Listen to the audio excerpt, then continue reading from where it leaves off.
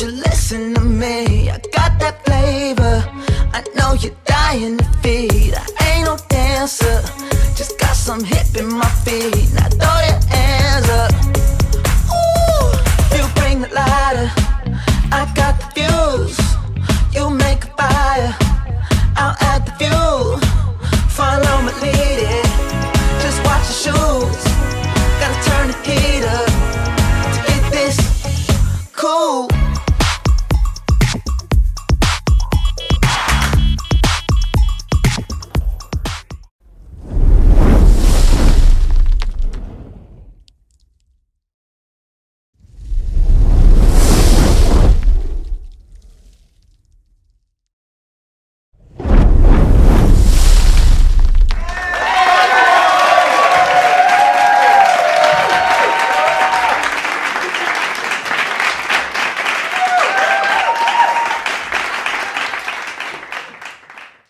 Yes.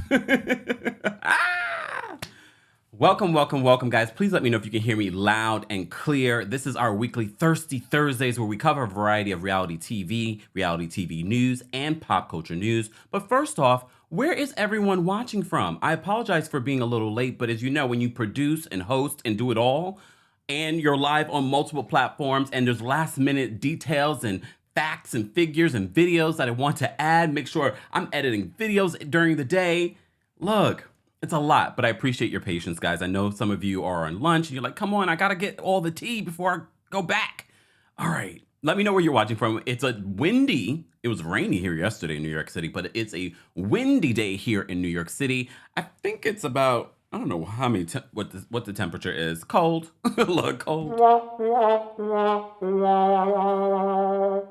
But as you know, we have live shows every Tuesday takeover at 12:30 p.m. Eastern, 9:30 a.m. PST, and on Thursdays, Thirsty Thursdays, 12:30 p.m. Eastern, 9:30 a.m. PST, whatever time that is in your part of the world. Thank you all for being here, and shout out to our replay crew as well. I want to know where you're watching from. I want to know your thoughts and everything like that. Thank you to everyone in the chat. Dallas, Texas. What's going on, Jesus? Dallas, Texas is in the building. Detroit, Michigan, snow day. Thank God. Look. Snow is beautiful. Yay. It's beautiful when it first lands. But the rest of the country, and even the rest of like upstate New York, has gotten a lot of snow already. But here in New York City, we've been very lucky. We've been getting a lot of rain. Paul is watching from Brooklyn. Charlene's watching from Mount Vernon, New York. Love it. Lais is watching from the Caribbean. What's going on? Guadalupe, French West Indies. Alabama. Breon is watching from Alabama. Missouri, Linez is watching from. What's going on? Gloomy in New Jersey. Watching from, hey Candace, she's watching from Maryland. Uh-oh. When the DMV's in the building. We will get to the Robyn Dixon situation in a second because we have a new video to share with you. We have possibly a response. You know Robyn loves to speak to me through her intermediaries, right? It's okay, Robyn. Hey, Adrian. Adrian's watching from Brooklyn. Rachel's watching from Dusseldorf. I was on the train from, was it from Amsterdam to Cologne I don't remember, but I know Dusseldorf was on that line. And I was like, I need to go to other parts of Germany. Stay tuned. Durban, South Africa's in the building. What's going on? Sony's watching from Deer Park, Texas. Google, she's watching from Durban, South Africa. What's going on? Hold on. You guys are a mess. Luxembourg. I wanted to go to Luxembourg. Jasia? Shout out to everyone watching. Nigeria's in the building. What's going on, Nigeria? For the love of Usman. I'm so glad we don't have to talk about Usman today. But we do have to talk about Below Deck Adventure. We have to talk about Love Without Borders.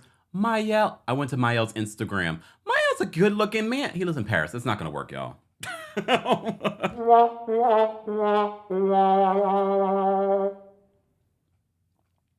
have to talk about Love Without Borders. We have to talk about the Real Housewives of Salt Lake City Reunion Part 1. It should just be the Real Housewives of Salt Lake City Reunion, period. Done. Period, done. That's really upsetting to me, so I'd appreciate it if you didn't say that. I don't know. Anyone feel, look, I think Lisa Barlow is still a little unlikable, but she's become a lot more likable and a lot more important to this city, right? Anyone else feel that way about Lisa Barlow? She's not my favorite. To me, she's not better than, like a Mary Cosby, but maybe because we've lost so many primary people, I don't mind Lisa Barlow. I really don't. We'll talk about that in a second. Let me open my notes. I love to start with some good news, and unfortunately, I have none.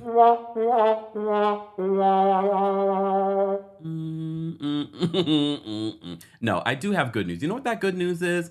We are all here together. All 800 and something of us on YouTube alone. And those of you watching on TikTok, Twitch, Twitter, Facebook, we appreciate you all being here and taking time out of your day. Look, even when I don't have good news in what's going on in the world, the good news is that we're all here breathing, somewhat healthy, really healthy, happy to be together. Let's focus on that. If you're in the live chat, let me know what you're grateful for today. I'm grateful that I'm here with you guys. I'm grateful that I woke up to see another day. I'm grateful that I can wake up when I want to.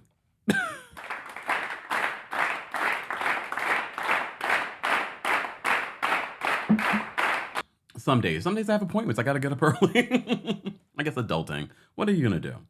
Let's quickly get into Below Deck Adventure. Okay, so Below Deck Adventure is not my favorite of the Below Deck franchise, all right? It's not. It's not my favorite, but it's grown on me. The season has gotten better as we've gone along, and so have the ratings. The ratings have definitely gotten better. It's not rating the same way Below Deck is rating, but it's doing pretty decent for a new spin-off. So Below Deck Adventure is based in Norway. We have this cast. I don't really love the cast. We have Seth. Seth is a new cast member. All right. I don't know how I feel about Seth. Where's my Seth photo? Oh, here it is. I don't know how he's cute though. I'll give him that. Seth is cute and he's mean. And as Nathan called him, he's a dickhead. Okay. He is. But I believe that the producers cast him because of that. They wanted to shake things up. They got rid of Kyle, and he brought in this man. He was ready to take over Lewis's job. But now he's a lead deckhand, and he's lazier than ever. I don't like how why is everyone testing Nathan? Nathan is so, laid back. So, just go with the flow. But everyone's testing Nathan. I don't understand why. And he's cute. Look, he's cute. But you know who's really going through it on this trip? And I feel for her. At first, I didn't feel for Chef Jess, but I feel for her because we have to remember there's an element here. First of all, the chef doesn't have a sous chef helping her. Everything falls on her when it comes to the cooking. The serving falls on the stews. But she's feeling the pressure. But I don't like how she's talking to Faye. She's always she's like Jekyll and Hyde. One minute she's good, the next minute she's yelling. And she's being combative with Faye. It looks as if Faye and Seth are gonna hook up. I'm happy for Faye. Faye needs to get her back broke. Oh wait, no. We need that. She needs her back broke. She's had a tough time of it. Okay? So Faye and Seth may get it on in next week's season finale. And I'm glad the season finale is coming. All right? Because I'm not really loving this cast as a cast. But poor Nathan, he had Kyle as his roommate who was mean and hateful and aggressive towards him. And now he has Seth yelling at him about be a little bit more quiet when you come in here. And Seth is like, what is going on? But Chef Jessica and Seth, Nathan is like, what's going on? But Nathan and Chef Jess seem to have a good rapport. But Chef Jess is falling apart. Captain Carrie has to get it together, push through. Let's get this food out there to the people. So, let's come on. You know someone like this. You might be someone like this. That person that is a perfectionist, and when they're not reaching that level of perfection, and your boss calls you out, you break down. Did you know that person, that type of personality in school? That God forbid they got something wrong. God forbid they got anything less than an A, and they lost they literally broke down. That was Chef Jessica. I felt for her. She doesn't have anyone helping her. She feels the pressure. Like, and she's throwing everything else off on other people. No, that wasn't my hair. That was your hair. I think she's used to being perfect, but we also have to keep in mind there's an element of this is also being filmed. So not only are they working on this yacht 24/7. I remember I did a cruise, and the thing with me and my friend, when we're on the cruise, we're talking to everybody, but we're also talking to people that work on the cruise, and we're sort of like anthropologists. We want to kind of get a understanding of what's going on the ship. What is the dynamics, especially for the workers? The workers are working pretty much 24/7. The guise of them is always, you know what I mean? So I'm thinking the pressure of filming, the pressure of working while filming is getting to Chef Jessica. Does it make it right the way she's talking to Faye? No, but I feel for her. And basically at the end of this episode, she says to him, I don't know if this is going to work, but this is the last charter. This is the last charter. Girl, get it together. Like, pull it together. Pull it together. All right.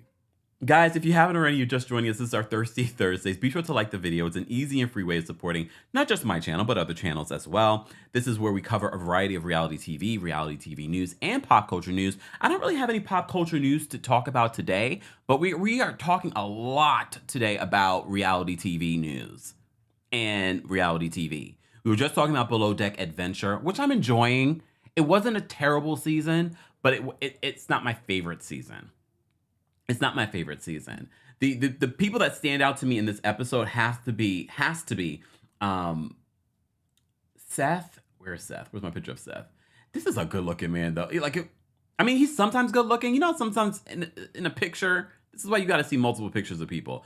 Like sometimes he looks, but like when he's standing and being quiet and not saying anything and then giving you that look, that look. When he's giving you that look, like I will break your back.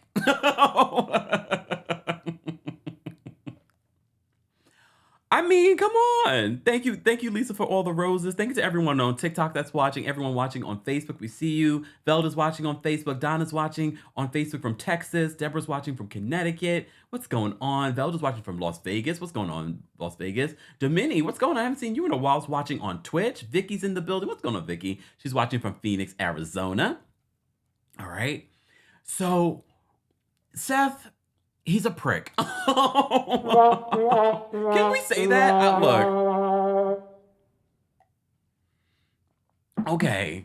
Not me getting cussing on my own channel. No cussing on the channel, y'all.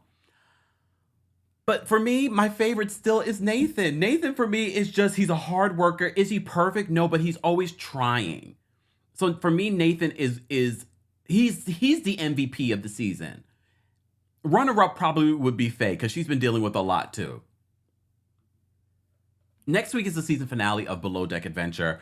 It wasn't a bad season. It did eventually grow on me. I would love to see a recast next season of pretty much the entire cast. Maybe bring Nathan back. Matter of fact, bring Nathan to one of the more popular shows. Bring Nathan back to one of the more popular shows. Hold on, y'all. We had a little technical difficulty on Facebook. Let me make sure we're working over here. I don't know what's going on with Facebook and Twitter. Oh wait, let me go back. Let's go back. Hold on, y'all. Sorry for those of you watching on Twitch, Facebook, and Twitter. I'm glad I saw that. For some reason, we went down for a second. It's all right. We're back though. We're back on Facebook. But shout out to everyone still on YouTube. All right, back to this. Benny says, girl, you are thirsty as hell. Look, thirsty. Okay, for them all. All right. Miata says the Real Housewives of New Jersey taglines are out. I'm going to have to pull that up in a second. Thank you for that, Miata. Miata says the taglines are out. Let me pull this up as well. My little Thirsty Thursday tag here. Thank you for that. And thank you to Jack for the super chat. Thank you, Jack. Jack says Alisa is the MVP of Salt Lake City, which is sad. Yeah. Yeah. And that's why everyone's coming for her this season. That might be the reason why everyone's coming for her. All right, let me see if I can pull up the tagline so we can talk about the Real Housewives of New Jersey. Real Housewives of New Jersey will be coming out in less than 2 weeks. And of course, we will be recapping it and talking about it. Hold on one second, y'all. Let me just, let me see if I can pull up the taglines first so we can talk about them in just a second. All right. All right. Let me see if let me go to my trusty sources. I can never rely on Bravo to have their taglines up at the right time. Really? Okay. Hold on. Let me go to our trusty friends over here. Let me see. Who has it? Who has it? All right. I need someone to have these written out for me though. I can't play the video. Oh, I guess I could play the video. You just won't be able to see it. But we'll get back to that. We'll get back to that in a second, y'all. All right. All right, so back to this. So, moving on from Below Deck Adventure, I have to say, those of you that are in the live chat and part of the replay crew, I want to know how you felt about Below Deck Adventure this season. Did you feel like it should come back? Do you feel like it was a good show? I definitely think they're going to get a second season. Below Deck, right behind The Real Housewives, is the second, probably, if not almost more watched than Real Housewives. Surprisingly, it does very well. Below Deck this past season 10 episode, whatever episode this was, had over 1.2 million people watching it. Real Housewives of Potomac only had 800 and something thousand viewers. So let that sink in for a little bit. All right. All right. So let's move on from Below Deck Adventure. Like I said before, Below Deck Adventure for me, it's gotten better towards the end of the season. Next week is the season finale, but let's move on. Where do I want to move on to? Let's talk about Love Without Borders. Let's do Love Without Borders, and then we will get into some more news. All right? So Love Without Borders, for those of you that are not familiar with Love Without Borders, the premise is very much like 90 Day Fiancé, but a little different. It's from the creators of Love is Blind. We've been talking about it for the last few weeks. Next week is the season finale. I love the show. I still love the show, even though I don't think any of these couples are going to make it. No. None of these couples are going to make it. Hold on, y'all. Let me turn this thing off over here. Because I'm hearing stuff. Oh, sidebar, y'all. Y'all see this? Y'all see this? Valentine's Day is right around the corner. I'm not going to... We're going to do a contest where you're able to win one of these Forever Roses. Okay, so you have to be here in order to win. Not today, but one of the lives in the next week or so. So stay tuned for that. I've been excited. I've been wanting one of these for forever. Stay tuned. Stay tuned. We got a lot of things happening here on the channel, but Valentine's Day is right around the corner. You can send me Valentine's Day cards. The P.O. box is in the description. Okay? All right. So Love Without Borders, look, I don't promote a lot of shows that I don't, and I don't recap a lot of shows that I don't like. There's a handful, but I do it because you guys want me to talk about it. But for the most part, I don't. But Love Without Borders for me is good. All right? I like the show. I don't necessarily love the couples. Okay? I don't love the couples. Like the couple in Ireland, I watch their scenes, but I'm not invested because I really don't think he's interested in her. This week, he sort of offends her. I learned a new word. I guess in Ireland, when you say shift, it means kiss.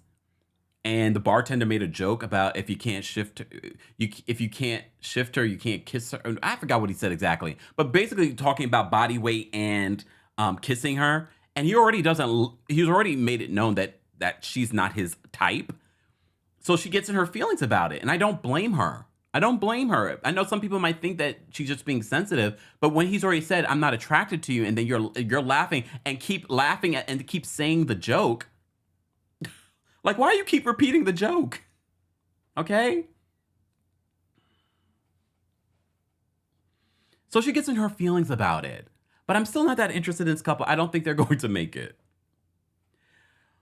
I wish I had gotten a picture. I'm so sorry I did not get a picture of Shreyas and Gabby. Because you remember Shreyas, right? Shreyas is not in this photo, but you remember Gurleen. Gurleen went to Dubai to meet Shreyas, an Indian man, and she was terrible. She reminded us of Alyssa from Married at First Sight. But they got Gabby, who's from Bayonne, New Jersey, from the tri-state area. And this episode alone, you could see they were having a good time. Shreyas was like so happy with her. She meets his family. But here comes the big deal next week. Is she going to move to Dubai? How is this relationship really going to work? But if you signed up for a show like this, shouldn't you be willing to move? Right? But is she willing at the end of this journey with Shreyas? Shreyas seems like the strong, silent type. More silent. But he seems to be enjoying himself with Gabby. I like Gabby for him. At first I was like, Gabby is a little loud, but that's the New York, New Jersey thing in there. And I'm just like, but I like that they're having a good time because he went through so much with Gurleen. I need a reunion though. Because I need to know where these people are now and what's going on with these people. All right. All right. Phil and Carmen, they're in Ghana, and we get to see more of Ghana in this episode. Ghana's a beautiful country. I would love to go to Ghana, but I'm not going in December when everybody and mama's there. All right. But she's already friend zoned him. We talked about when they were celebrating New Year's last week, how she said enter friends. And then she mentioned the friends thing, but he's trying to make a move this episode. He brought her to this beautiful like waterfall to have a picnic, and then she's stung by a bee, and then it's over. It's over. Over for him.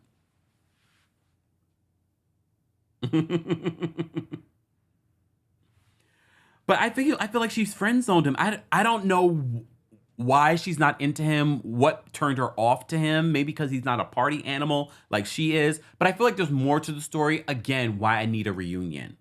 I need an update. Can we just do an update? Okay, we don't have to do lights, camera, action. Let's just do an update. I need to know like what happened from each person's side. Like that should be mandatory, especially with a show like this. The ratings for this show have been okay. They haven't been great. I feel like they've still been better than Real Girlfriends in Paris. I don't know. I don't sit and watch the numbers like that. I kind of see the numbers and then I'm like, oh, okay. It seems to be doing okay. Not great, but I actually like the show. But I think for Bravo, it's hard to introduce anything that's not Below Deck, that's not Real Housewives, especially if you're trying to introduce a new concept on Bravo. It's really hard to do that. It's hard because some people are so used to that being the mainstay on Bravo. Which I don't know if that's necessarily a bad thing when you think about the future of your network. Is it? Oh, Mela says it's January. West Africa is if you are actually interested. Wait, January? What do you mean?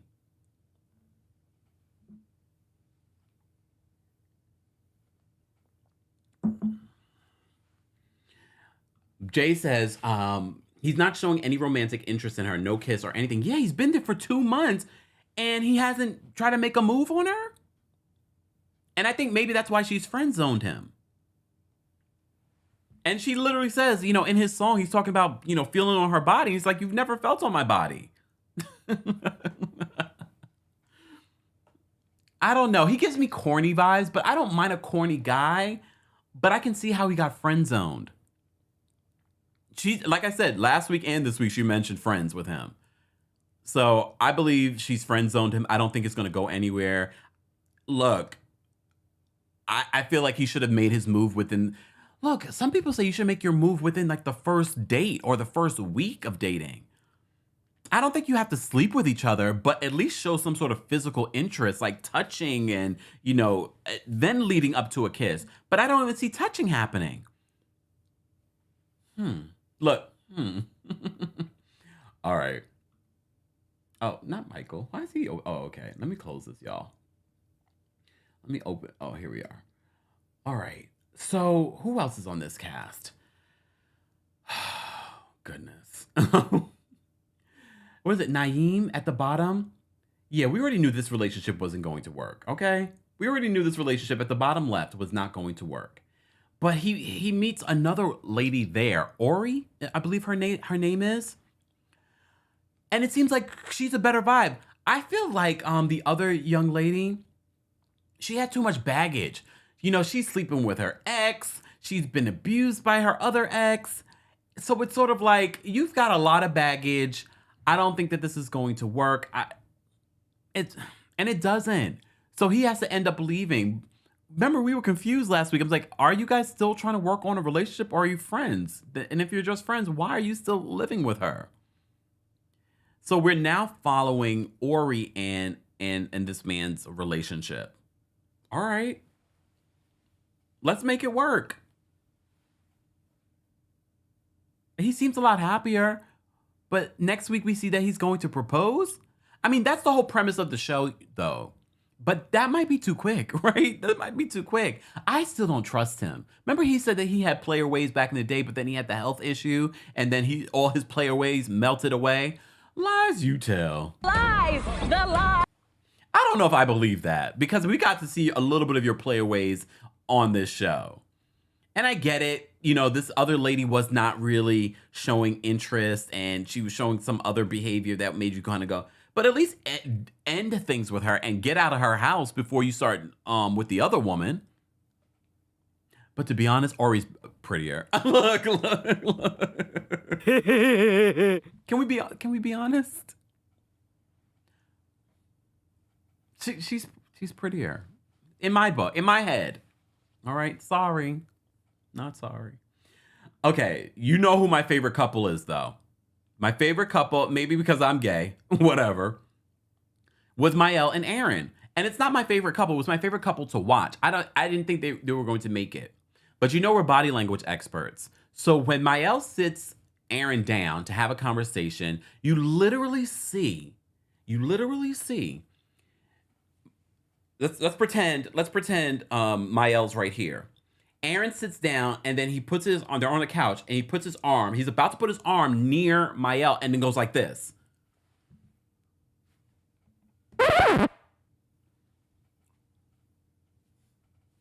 Look, body language experts. That's it, immediately. I was like, oh. But Mael had already at this point was like, we're done. They flash back to New Year's Eve. And Mael was expecting, you know, maybe some affection. Maybe I'll get a New Year's kiss. He even said, oh, I fell for Mael. Oh, I felt so bad for Mael. Because he was like, even at one point after the New Year's had started, he was like, maybe a New Year's kissy. Bizzle bizzle. Well, he didn't say bizzle bizzle. I'm saying it. And I was like, damn. And basically Aaron says, you know, we've been intimate and, you know, I just sort of viewed it as a hookup, but I'm not feeling romantic feelings. So they decided he's going to go home. Here's the thing. Look, here's the thing. Okay. Look. You've decided that you don't have romantic feelings. I felt like you decided that a long time ago. And I don't know if you just wanted to stay in Paris or if you just wanted to keep hooking up to get your rocks off. I don't know. But we could have told you weeks ago that you were no longer interested in Mael after that hookup. So, and no one's blaming Aaron. You can't force. That's the thing about these shows. You can't make chemistry. That's the amazing thing about human beings. We can try as, you know, matchmakers in reality TV shows.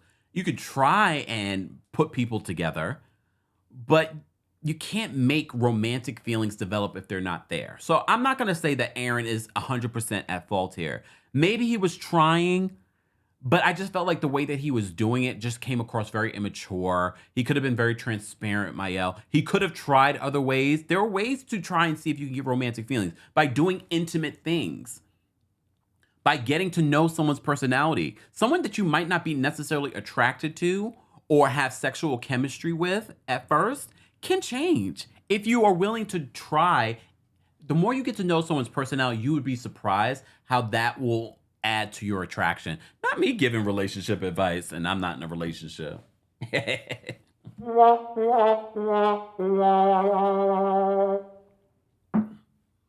J23 says, I actually think the pairings were off the mark totally. I can see that. So, Erica, you're fired. I mean, I can see that. But like I said before, I really do feel like it's hard doing something like matchmaking.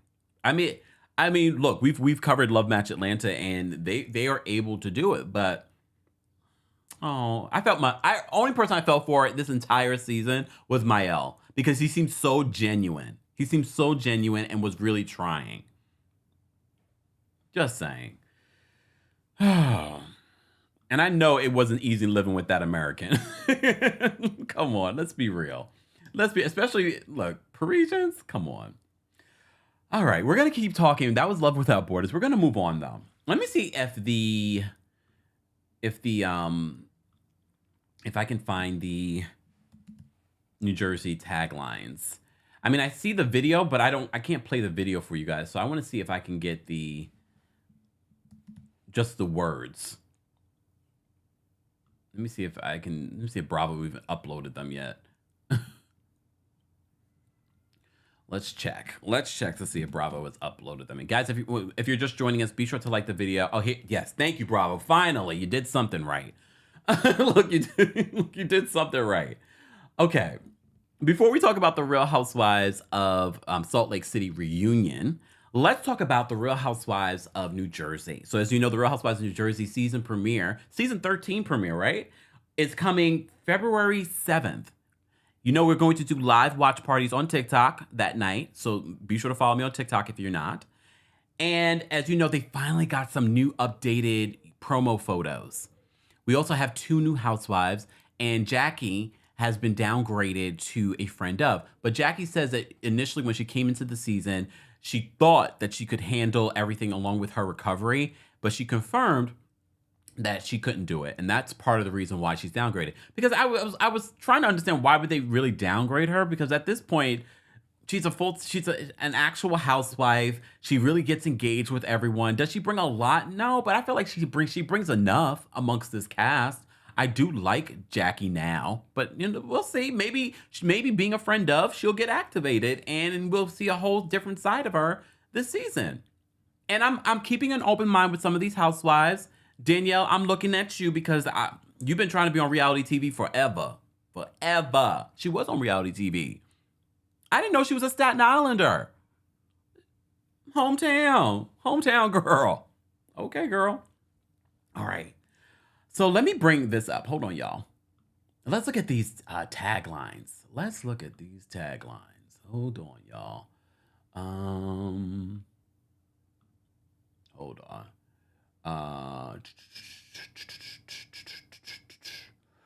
Let's see. All right. Let's take a look at these taglines. All right. Let's go here. All right. So, and you guys will let me know in the chat how you would rate these taglines. All right. So Teresa's tagline: blood may be thicker than water, but it's harder to clean when it spills. Remember, these housewives normally do not come up with these taglines themselves. A lot of times these are producers. All right. Blood may be thicker than water, but it's harder to clean when it spills. Look, we know she's having issues with Joe Gorga this season, so it's related to that. I don't love it. I don't hate it. I don't love it. I'm going to probably give this like a 6.5. Sorry, Teresa.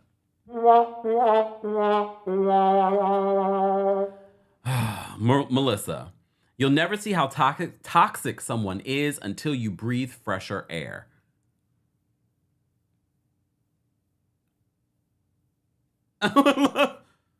You'll never see how toxic someone is until you breathe fresher air.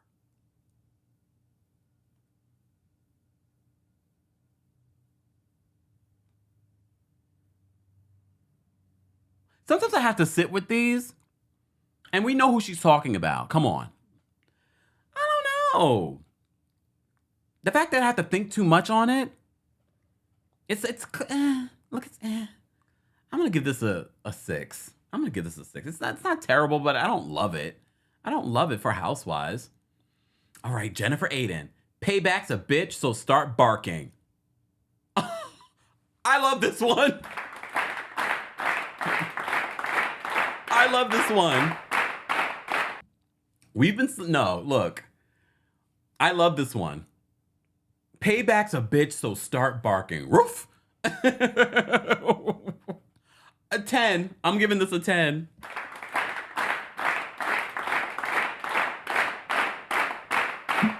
I'm giving this a 10. Jennifer Aiden says, payback's a bitch, so start barking. That's Housewives. Come on. That is classic Housewives. This is what I feel as if it's missing with Teresa and Melissa. They're trying to take digs at each other in their taglines, or producers are trying to take digs at each other in their taglines. But Jennifer's like, no, this is what you do. This is what you do. This is how you're supposed to be a housewife. Clever. Whatever producer came up with that, brilliant. Brilliant. All right. All right, back to this.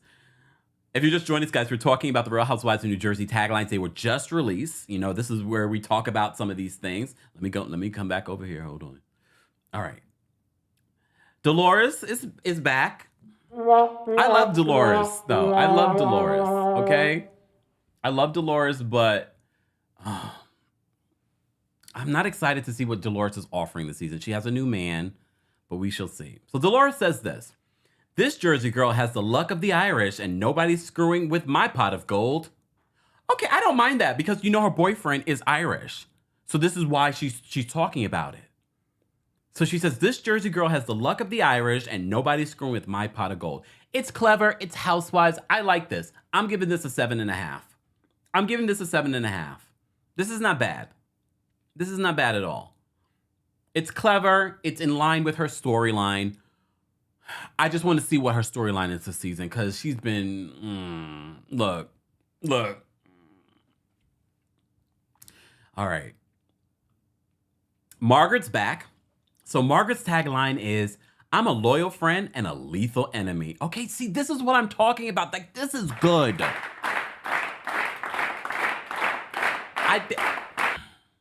I like this one. I don't like it as much as Jennifer Aiden's, but Jennifer Aiden and Margaret for me are the front runners right now. I'm going to give this one a 9.5. I'm going to give this one a 9.5. This was good. I'm a loyal friend and a lethal enemy. Okay? Okay, Margaret Joseph. Because based on word on the street, she really is. She really is. All right, let's move on because we got a lot to cover. So Rachel Fuda is a new housewife this season, and her tagline for her very first season, I'm too busy running a business to care about yours. Okay, this is cute. This is cute to me. All right? This is cute to me. Anyone else? This is cute to me. Look, this is cute to me. How would I rate it, though? Look, I forgot. I need to rate it. How would I rate it? I'm going to give this an 8. I'm going to give Rachel an 8. I'm too busy running a business to care about yours. And maybe that will be the energy that she gets this season. Like, unbothered, I have too much other things going on. She has her own family, her own husband, all of those things. Okay? All right. Let's move on. So Danielle, as I said to you before, Staten Island, former Staten Islander, I guess. I don't know if she lives on Staten Island still. But she was on one of those reality MTV reality shows, like one episode. But ever since then, she's been trying to get back on reality TV. But I'm keeping an open mind. So Danielle Cabral, her tagline for her first season is, I may be over the top, but I'd rather be bougie than basic. I may be over the top, but I'd rather be bougie than basic. It's okay. It's not terrible. I feel like the veterans had terrible taglines this season, but this is not terrible. I'm going to give this a 7. It's okay. It's all right. It's nothing special. So those are the taglines, guys. Who do you think had the best tagline? For me, it's Jennifer Aiden. Payback's a bitch, so start barking. Woof! Look, woof! Yep. And then Margaret Joseph. I'm a loyal friend and a lethal enemy. Yep. I give it to Margaret and Jennifer Aiden. Those are my favorites. What are your favorites? How would you rate them? Replay crew, let us know in the comment section. Wow. All right, and thank you guys for letting us know when these things come live. When I'm live, I can only do so much, but I'm glad that we're able to talk about it and cover it. Shout out to our moderators, the King's Guards. We could not do this without them. So shout out to them. Make sure you're saying hello to them. And of course, shout out to the members of the channel. We cannot keep the lights on here on the channel without your help. So thank you. And of course, shout out to our subscribers. You subscribe, you share our content, you engage in our content. All of that is very much important. And shout out to those of you that don't subscribe, but do engage and watch the content. I get it. Subscriber numbers are great, but views and engagement and impressions mean a lot more, honestly. So we appreciate you, even though you haven't subscribed. But understand this, you're missing out because you're not able to engage with our live chat. You're missing out on videos that are being posted. And you might be missing out when we have giveaways. Valentine's Day's right around the corner. Stay tuned, y'all. Look, stay tuned. You might be able to get yourself a Forever Rose. All right? All right. Let's move on. Since we're talking about the Real Housewives of New Jersey, which will be, Andy, you're welcome. They premiere February 7th. That's a Tuesday night, and we will be doing a watch party on TikTok. Okay? So stay tuned for that. Okay. Where do I want to go?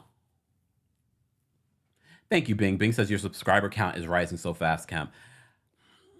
Thankfully, because of you. You guys like what you're getting here on the channel. Thank you. And shout out to everyone that follows us on TikTok as well. We're growing there as well. We're almost at 300,000 on TikTok. We're almost at 250,000 here on YouTube. Thank you. And shout out to everyone that follows us on Instagram and Twitch and Twitter. You're getting different content there, y'all. I was live on Instagram last night. You missed out. But we're going to talk about some of the things that I talked about there in a second. All right, let's talk about the Real Housewives of Salt Lake City's reunion that I feel honestly could have been just one part. This is their cast.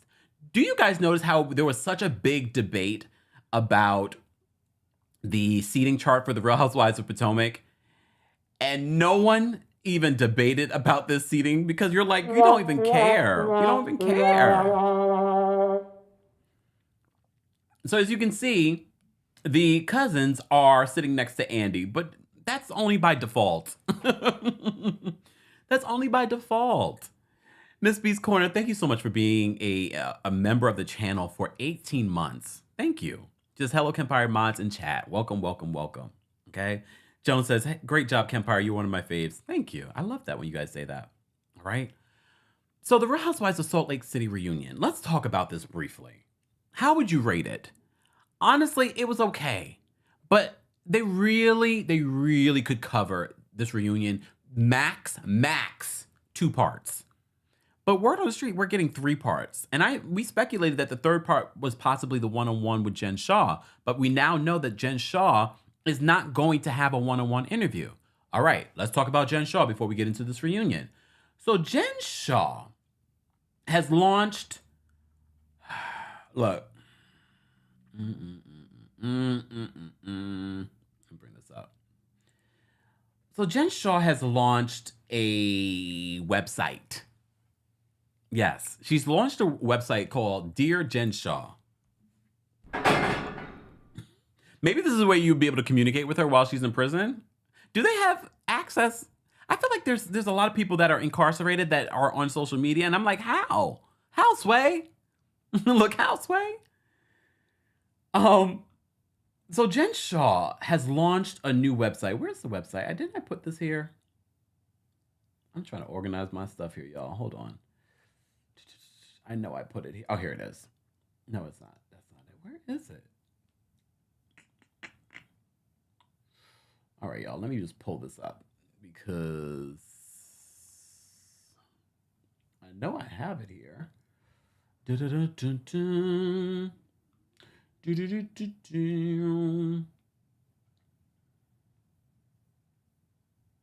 here it is. Jen Shah has launched a new website called DearJenShah.com. And she claims that this is where you're going to get the real story of Jen Shah. So as you know, the one-on-one interview that she was supposed to have with Andy Cohen was canceled because she felt like it would have been edited and it wouldn't really show the true side, her true intentions, all of that stuff. Okay? She posted this on her Instagram yesterday. And as soon as I saw it, first of all, I was like, I don't want that. Go straight to prison. We don't care. You are a pathological liar. All right? And she launches this website, and I'm thinking, okay, let me go to the website. Maybe there will be the interview. No, she's asking for your email address. You've been accused of scamming people via the internet and the telephone. No. Nope. No.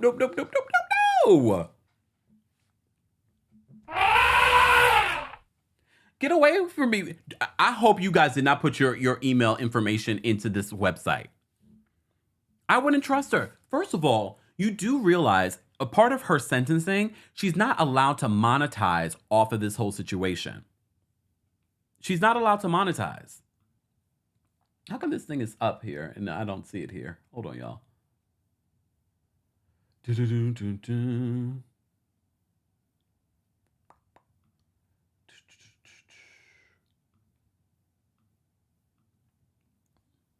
Oh, I know why. Back to live mode. Technical difficulties. She's not allowed to profit off of this situation.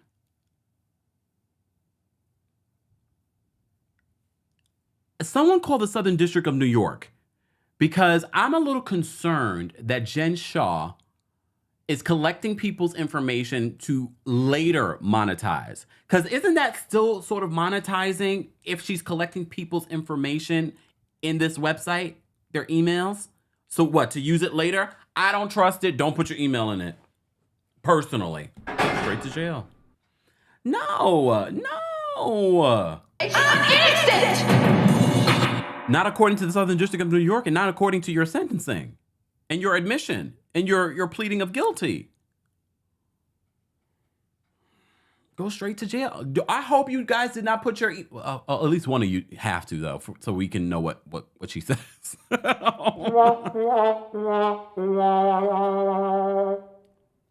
So I don't know if she's going to charge people so you can hear the real story from her mouth. No one cares, though, to be honest with you. I don't know if you have to pay in order to be a part of this or you just submit your email and then you get the link to when she tells her story. Again, I'm just concerned that in the future, she's going to be keeping your email so she can blast out other things that she can make money off of. Because remember, she has millions of dollars to pay back in restitution. Oh, Irene says that one of Jen's victims was a 90-year-old WW vet, World War vet who unlived himself allegedly. I have no sympathy for her. Well, the victims are speaking out. The victims are speaking out. And this was part of the reason when Andy said that he had read the victim's statements and then in the same breath said he was going to do a one-on-one with her. I was just like, why would you at this point? Why? She's pled guilty. She didn't engage during the reunion when you guys gave her an opportunity to. So why give her an opportunity to have a sit-down one-on-one? No one cares at this point. It's a waste of time. Anyways, let's talk about the Real Housewives of Salt Lake City reunion, though. So the reunion, like I said to you before, I felt like it really could have been one part, 2 parts max, because, you know, in the second part, they're going to talk more about Jen Shah. I felt like Salt Lake City must be cursed. Last season, we had Mary Cosby and everyone talking about Mary Cosby and her not attending the reunion. This season, we have Jen Shah being the focal point and everyone talking about Jen Shah. At one point during the reunion, though, Meredith calls Jen Shah to confirm something that Lisa Barlow is claiming in regards to pill popping. Do you guys believe that Meredith pill pops? Look, I do feel as if Lisa Barlow was backpedaling. That's really upsetting to me, so I'd appreciate it if you didn't say that. I do feel like she was backpedaling with what she was saying. because I think she wants to salvage her relationship with Meredith. But in the moment during the season, I think she meant that because she felt like Meredith is coming for me. But I think she wants to salvage her relationship with Meredith. But I agree with Lisa. Meredith is that type of person who will drag this out. I don't know if it's for a storyline or whatever it may be, but she's that type of person where she expects you to forgive her easily, but then she will drag you for years before she forgives you. I agree with Lisa with that, to be honest with you. I agree with her on that, about that, but I didn't like that she was backpedaling on the pill popping situation. So she says, well, I remember Jen told me, and then they called Jen. And I agree with Lisa. She was like, you're going to believe Jen, who is a convicted liar? Wait. I don't even know what to press. I'm innocent! No, you're not. Look, no, you're not. So a few things happened during this reunion, all right? So along with the backpedaling and the fight, at the top of this reunion, they're already talking about Lisa Barlow and Meredith's relationship and to see if their relationship can be salvaged. And Meredith, you really were coming after Lisa from the top of the season. And Meredith really believes, even though she will come on national television and put a rumor out there by saying, well, I don't know if it's true or not. Okay, girl. Are you a blogger now? I don't know if it's true or not, but I hear that she's, doing favors. What kind of favors, Meredith? By just saying favors, you make people's minds run wild. So Meredith, I don't think Meredith is 100% innocent here. I don't think Lisa Barlow is 100% innocent. Of course not. We've been playing this all season. Meredith can go herself. I'm done with her. Because I'm not a whore and I don't cheat on my husband. Her and her dumb family that poses. Why don't you own a house? Wait, you can't. Because your husband changes jobs every 5 minutes? Fake Meredith is a piece of I have your back and I'm offended by that.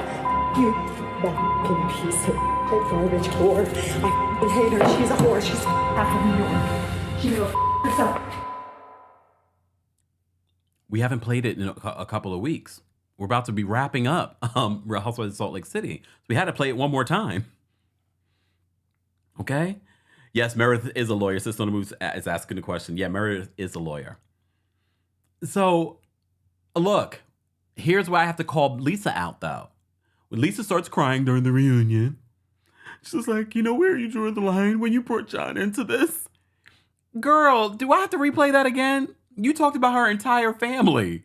So I have to call you a hypocrite in that particular situation, Lisa. You drew the line when you brought John into this. And look, John and Seth are like so harmless. They will be attending the reunion next week. We don't need the husbands here. We don't care about the husbands here. Okay? This is such a wash at this point. It's such a wash at this point. It's sad. But I know a lot of you are thinking that Bravo's going to cancel Real Housewives of Salt Lake City. No, they're not. According to Andy, they already have the cast for season 4. So it's not canceled. So April says, yup, hypocrite much? Yeah, I'm going to call them all out. You know who I'm going to call out the most, though? Can you guess? Look, can you guess? Heather Gay. Oh, Heather, I'm just sort of like, wow, you dragged out this whole black eye situation. And I thought maybe at the reunion you could salvage whatever this whole situation was. But no, you made it worse, Heather. So Heather says, I blacked out and I was really embarrassed. And I love the fact that Andy, we don't give Andy credit much, but we're going to give him credit. He kept on saying, well, you kept on giving us you gave us 3 different stories of what happened. One minute you say you don't know what happened. The next minute you say you do know what happened. The next minute you say, oh, I'm trying to protect someone. And they do speculate whether or not Jen Shah gave her the black eye. So Heather says in the reunion she has no idea because she blacked out and she was embarrassed. But we have to keep in mind that this whole black eye situation caused an investigation. They also talk about how this also jeopardized the crew's job, the people that were working the overnight with them.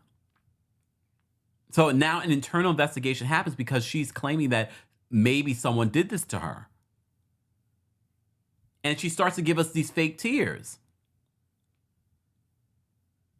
Heather, You used to be an MVP, but we saw the cracks in your snowflake here. We really did. We saw that you're a liar, because they also talk about and not Whitney being sort of redeemed about the whole blowjobs for jazz tickets, because we saw that you were basically lying, Heather, of what you knew. Andy calls her out for that too. Like, well, you said on camera one thing. Meredith too. Meredith was called out a few times, and they flashed back to the times that Meredith actually said what she was saying, and then, you know, in the reunion, Meredith was denying it. This cast is a mess. This is a mess. They bring out the friend doves of the show because they have no cast. Look, they have no cast, y'all. So they brought out the friend doves.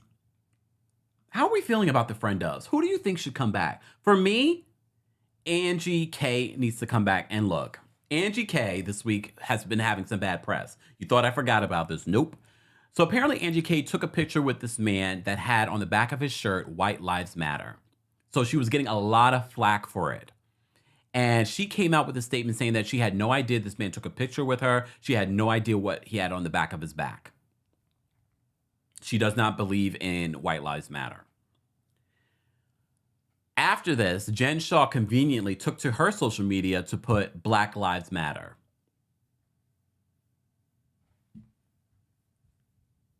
I'm innocent!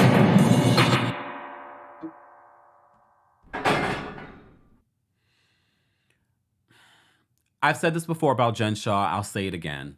She loves to use these moments to act like she's an advocate, like she's a supporter, and she uses this when it's convenient for her. Girl, go away. Go away. But I got my eyes on you, Angie K. But Angie, I have to say, in comparison to some of the other housewives towards the end of the season, really brought it for me. She was like the only one that really brought it as a friend of towards the end. Because at first I was like, why is she here? You notice that Meredith calls her out and says, you've been trying to get on this show for the last 3 years. But to be honest with you, Meredith, let's be real. Angie K brought more in these last 3 episodes than you brought your first 3 seasons. And I know there's a sector of people that love them some Meredith. I don't know why. She's boring. She doesn't give you her real life. I mean, this season she really tried with, making fun of the things that Lisa Barlow said to her with the FBI hat and all this other stuff. And with the New York, I Love New York cups and stuff. Cute. But other than that, Meredith has given us nothing. All right?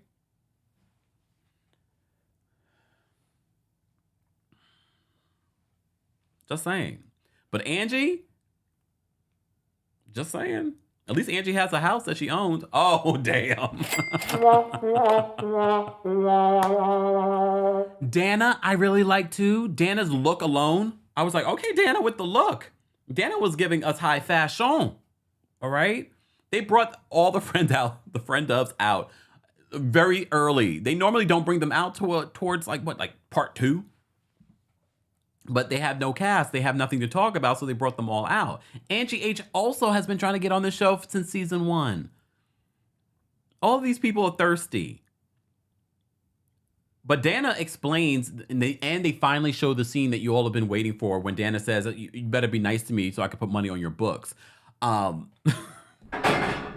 They finally show that scene because all of you were begging for it. So they finally show the scene during the reunion. And Dana explains, but we talked about Dana's explanation on social media. So she basically says that Jen has been coming for her and talking about her lifestyle, where she lives. And she's like, girl, you're renting and I own multiple homes. And she also talks about how Jen Shah was making fun of her husband's name.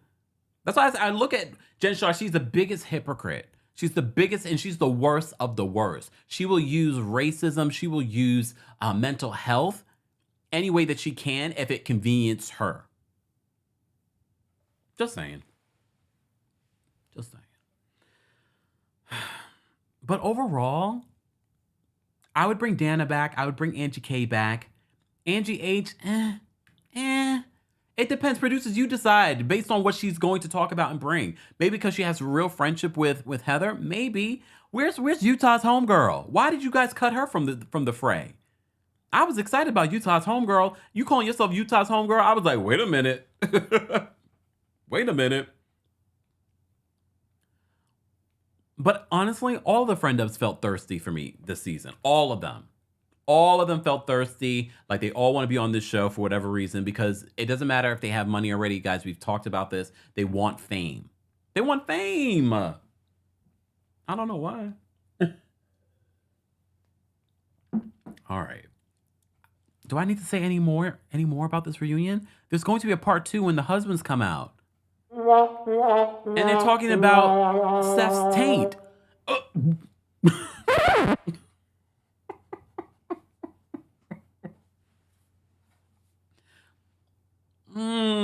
Why? But they have nothing else. They have nothing else. All right. Can we just talk about a show? First of all, the Real Housewives of Miami are filming their reunion today here in New York City.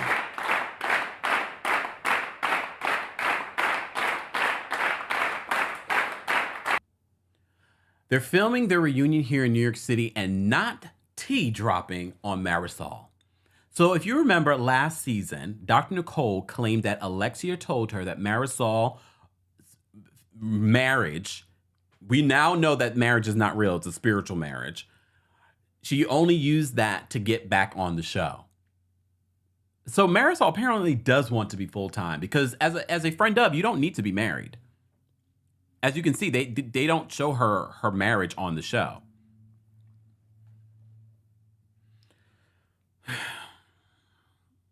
Marysol, do you guys remember Anna? Anna's an OG, right? From Real Housewives of Miami. She was in there since season 1. I always liked Anna. She's always had a funny personality to me. I loved her family. I loved her interaction with her ex-husband. And she's really friends with these ladies. Like, she's still friends with some of these ladies. Bring Anna back. I was surprised they didn't bring her back. Maybe she didn't want to come back. Well, Anna was talking to Behind the Velvet Rope, okay? And dropped some tea on Marysol's head. Y'all want to hear what she had to say? See, people said, yes, I remember Anna. Alex says, yes, Anna. Irene says, I like Anna. And you know we love Marysol. So Marysol, I'm sorry, but I gotta talk about what we gotta talk about. So she drops some tea on Marysol and confirms what Dr. Nicole said last season in regards to Marysol's relationship. Let's take a listen. More like, let's watch. We call her the rotting corpse, not only because she literally looks like a rotting corpse, but because she's truly to her core rotting. I mean, the kind of stuff, and obviously I am not going to repeat it, David, because we both know, that she's the first one to file some kind of, slander or whatever thing. But the truth is that, well, no. We'll prove what she said. Yes, like I don't care, but at the same time, there is stuff that I have heard that is just, people would be so shocked, about even with her mom and stuff and the way that she treated her mom at the end. Like, I don't know if this is true, but I've heard things and it's like, it would not surprise me because it's consistent with her character and consistent with her priorities in life. And so I don't know for sure. Let's just make that clear. But allegedly, but I do think that at the core, she is not a good person. Yeah, this is not a Marysol fan club over here. No, it isn't. And her whole like getting married, but not really getting married. That poor guy. There are people who say he's gay. I don't know if he's gay. I know he was married to a beautiful woman, which doesn't usually you have a type. So definitely he doesn't. And I don't know. I don't know what the story is. Like, I don't know if that's, it's definitely not a real marriage. When did she marry him? I can't even remember. Was that wasn't during COVID? During COVID. And so it was before last season, though. Like, they were already married in last season. Well, they were already talking about Housewives, and she didn't have Elsa anymore. She needed a storyline. So she found this guy, and everyone has said and it has been discussed on the show that Alexia told Nicole that she had gotten married for the show and to have a storyline. That was a storyline. That was a storyline, and I know that that's true because Alexia said that to me. Okay, that part, sue me, bring it on. Ooh. Oh, someone says Anna lives in Cali now. Damn. And for those of you wondering who the other young lady was, that's her daughter. That's her daughter. Ooh, not, oh my God. So she's saying that that's just a storyline. That is just a storyline.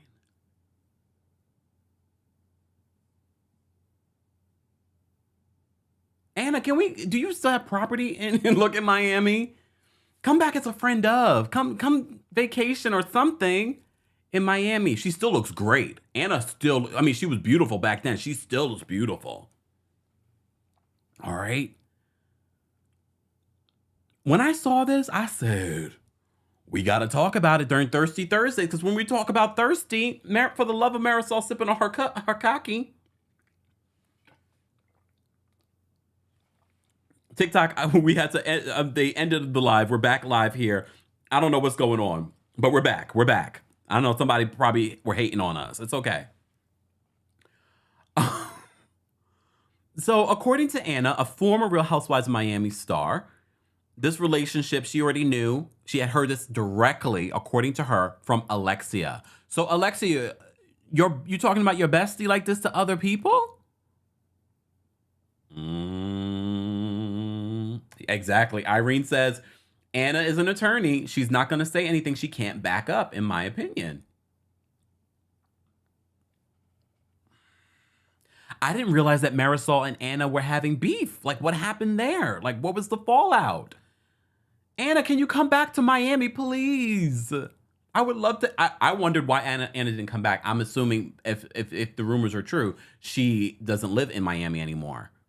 Well, we need to get you a vacation home, whatever. We need to fly her in like they flew Kenya Moore into Atlanta. We need Anna on the show, even as a friend of. I need this. I need this in my life. I need this on this show. All right. As I said to you before, the Real Housewives of Miami Season 5 reunion is happening today here in New York City. Who do you guys think will be sitting closest to Andy Cohen? I know I don't care about this either, but I know there are a sector of you that do care and want to speculate. Who do you think, based on what you've seen so far for the Real Housewives of Miami, who do you think needs to be sitting next to Andy Cohen? I'm thinking definitely Lisa Hochstein, because it's all about her this season. And who else, though? Who else do you think should be sitting next to Andy? It probably will be Alexia. Will be Alexia. Just because she's an OG, just because, she always has something going on. Also, keep in mind, we haven't seen the rest of the season, so we don't know if something else comes up.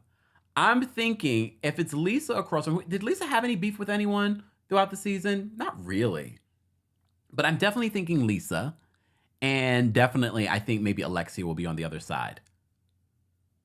I was thinking Larsa, but I think Larsa is going to sit next to Lisa. But maybe not. Maybe not. Honestly, I don't care. But some of you do care. Some of you do care, okay? Again, guys, don't forget Valentine's Day is right around the corner, and we will be doing giveaways. We will be doing giveaways. Forever Roses. This sucker's going to last me for a year. Yes. But you have to be a subscriber. You have to be following our live shows so you have an opportunity to win something. All right? All right, let's move on. Let's move on from the Real Housewives of Miami to Miss Robyn Dixon. Okay.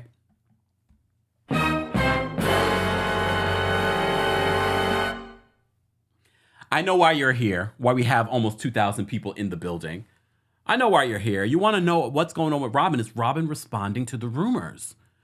So let me just brief you on the whole situation with Robyn Dixon. So just not yesterday, but the day before yesterday, Giorgio says on TikTok released a video with receipts about a woman alleging a relationship with Juan Dixon during the pandemic. All right? Let's take a look at what he originally said. Wow, I guess living in Maryland helps because I was just reached out to by someone who allegedly dated Juan during the end of COVID for over a year. Let's talk about it. So this user who will stay anonymous reached out to me and basically let me know that she dated Juan for over a year during COVID. She sent me a screenshot of where she tagged her location just so that I knew that she was telling the truth. She did mention that Robyn does know, but asked her to not make it public, obviously. She also shared the very last text message that he sent her, which was on January 26th of 2022, so just almost a year ago at this point. She did not respond, but she explains why she stopped talking to him. She also shared a hotel invoice, which I have taken out a lot of the personal information because it did have Juan's personal info, so I've taken that out, but everything else on here is pretty much a normal invoice. This is a real hotel in Maryland, and I believe she was going to send this to producers, but I think she just didn't want to get caught in the crossfire because obviously Robyn knows about this and didn't want her to make it public. But it appears Juan allegedly was doing some weird things. Here's a close-up of the invoice. You can see Juan Dixon's name is on it. She also claimed that the reason why she stopped messing around with him was because he likes to, I guess, meet girls and I guess have his way with them, but then pass them off to his friends, which kind of sounds like ST to me a little bit. It's giving that vibe. She also said that one of the friends, who she did send me who this person was, came to her hotel room door when they, I guess, were going to take her back to the airport to fly back. And she says that the friend exposed himself and said that she needed to, fill in the blank. So that scared her, that turned her off. And so she went back home and she stopped all communication with him. But this is crazy. I'm still digging up some stuff, but I wanted to throw this out there because it does seem like things don't look as they appear on TV, at least from... So we covered this story this week, okay? Look, we've talked about this before. If you've been watching our stories and coverage of Real Housewives of Potomac or Robyn Dixon, there have been a lot of people with allegations and alleged relationships with Juan Dixon. Those of you that live in the DMV, like this is not new. This is not new to us. But we haven't really seen anyone come out and provide receipts, text messages, and things like that. You also may recall not too long ago, less than 6 months ago, we did a video about Juan Dixon having another Instagram account where he was flirting with this other Instagram model. We talked about that. Be sure to check out that video if you missed that video. That was less than 6 months ago we did that video. And a lot of you like, well, who cares that he's liking and following and doing? Okay, we're just building a case, okay? So I wasn't completely shocked when I saw Giorgio's video about this woman alleging a possible relationship with Juan. However, the last part of Giorgio's video, I did say, I noticed that a lot of people are skipping over that last part. The last part. We won't, because of community guidelines, get into the details of that. But that part makes me a little concerned. The other part that makes me a little concerned is that with someone putting this information out there, I'm actually shocked that they haven't released a statement of some sort, because that's a serious allegation. All right. So Giorgio did a second video providing more information to back up this story. So let's take a look at that. I did a live earlier and I did disclose that the phone number that was shared with me, because she did share the phone number, I obviously can't share it on here, but I did let the people on live know that I verified because I checked and it is attached to that name. So I've blocked out personal information, but it does link to Juan. So the number she sent me in her contact seems allegedly to be Juan's. Here is another thread between her and I. this is not the woman that Karen was referring to in the latest episode. A lot of people were asking that. This is the DMs that she sent me this morning that were at around the beginning of when they started talking and linking up. Again, I blocked out personal information. Pause to read.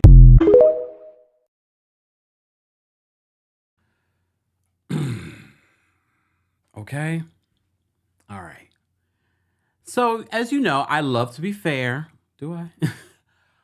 I was live on Instagram yesterday. I posted about this when it broke, and I talked about this on Instagram. Ray Cunningham, you may remember him from College Hill, was in the comment section saying that this woman also reached out to me. She likes to reach out to friends of Robyn and bloggers and things like that. So when I went live on Instagram yesterday, he was in the comment section as well and said that he spoke to Robyn Dixon.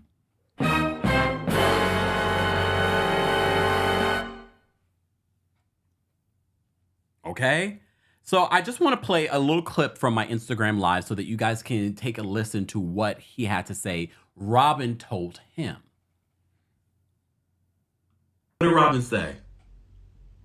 What did Robyn say? I always feel like Robyn speaks to me through other people. Remember that lady that called into the YouTube channel talking about she was talking to Robyn via text?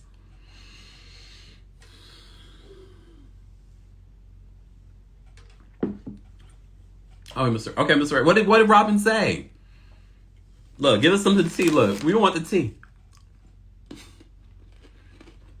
Thank you, Corica. I'm hoping I'm pronouncing that correctly. She said it's not true, and the woman hit her up saying the same thing. Okay. So Robyn has released a statement.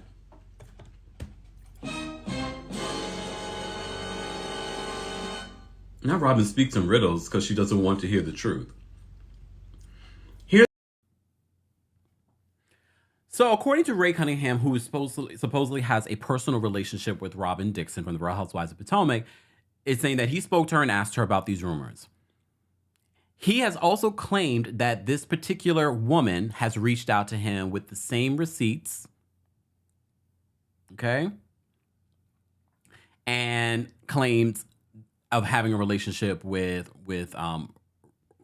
Juan Dixon.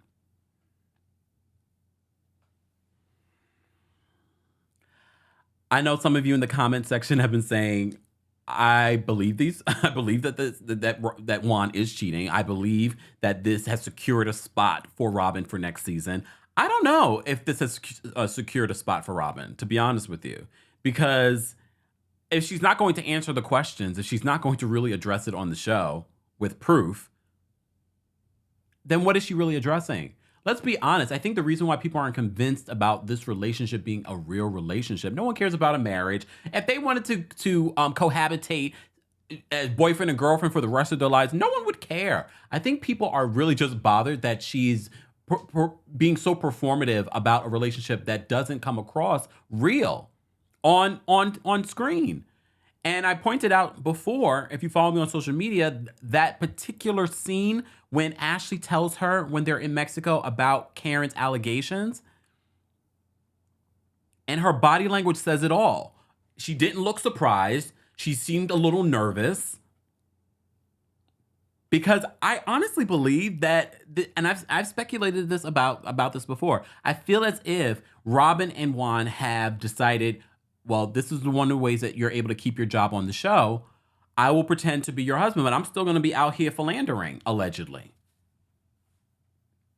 But the problem with something like that is that you can't be out here philandering, and be on a reality show, because at some point, one of these women, because I've heard more than one woman. Like, this is a whole new woman. Karen was talking about another woman. I've heard about other women.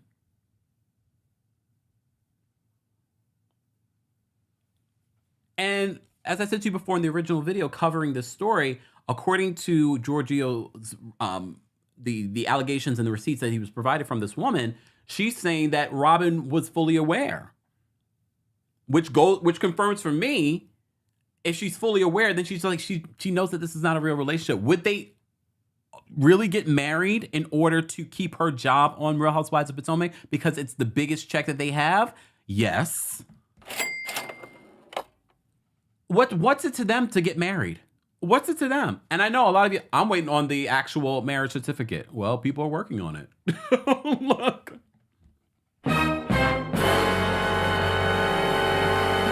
People are working on it. Did they get married in Jamaica? As you know, People magazine were the first to confirm that Robyn Dixon and Juan Dixon got married, and footage from the wedding will be featured on season 7's finale. And no, it wasn't Bravo producers that filmed it, according to sources. It was probably iPhone footage, maybe Carter or the other one filmed it. So they're going to insert it for season 7. Oh, Robyn. This is just sad. It's sad. Because okay, I almost forgot about this. There's another video going viral. You may remember this from early seasons. Oh, wait. I have it. Look, I'm going to play it for you guys. I'm going to play it through the thingamajig here. This scene, I don't remember what season this was, but this is a few years ago. Remember that scene where he was caught on the mic saying basically that if it wasn't for his kids, he wouldn't even be there. He wouldn't be with Robyn. All right, let me play it. What's up? Hey. What's going on? What you doing? Nothing. Yeah? Yeah. I am looking over everything camp related. So like I'm looking at the schedule that Connor sent. So I just want to make sure we get all of the information that he needs. The basketball camp is great because it is another stream of income, and Juan pretty much relies on me to make things happen. What day do you want to do your photo shoot? What day am I getting a haircut? Friday. We're not going to get a haircut until Friday? All right, Wednesday. Wednesday. All right. We've got basketball camp coming up. Juan's looking for a job. We have our kids to raise.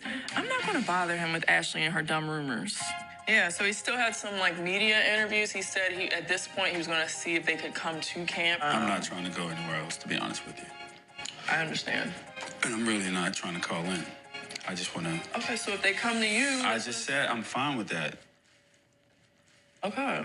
Sometimes Juan doesn't really want to talk about the important things in life, and so I find myself having to kind of dance around him. I just want to start camping. Got it. Start working with the kids. Right. You want to focus on camp. That's it. So we're good. All right, I'm about to run some errands. Okay. Get some.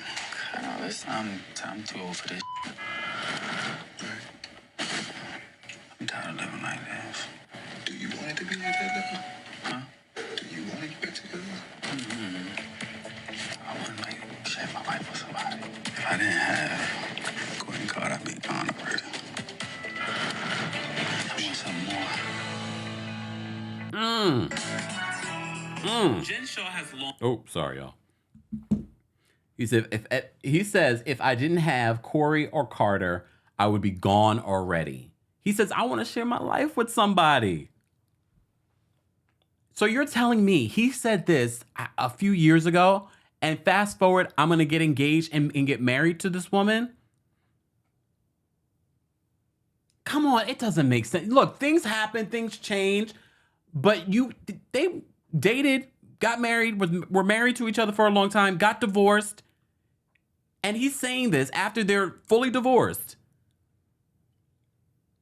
Oh, now we're going to get engaged again and get married again? And based off of their behavior that we've seen on the show, there is no love between those two.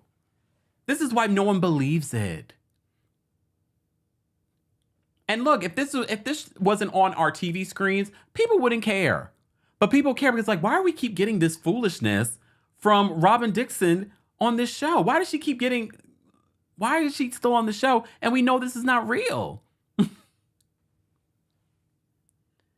What he said about, and a lot of you were saying in the live chat, that sticks out in your mind every time you see them together.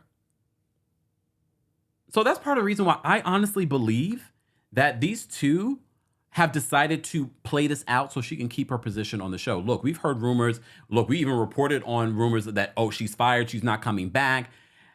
She's been given ultimatums, allegedly, in order to either get pregnant or get married on the show. She's done neither, but you remember last season they were talking about having a baby. Oh, Robyn.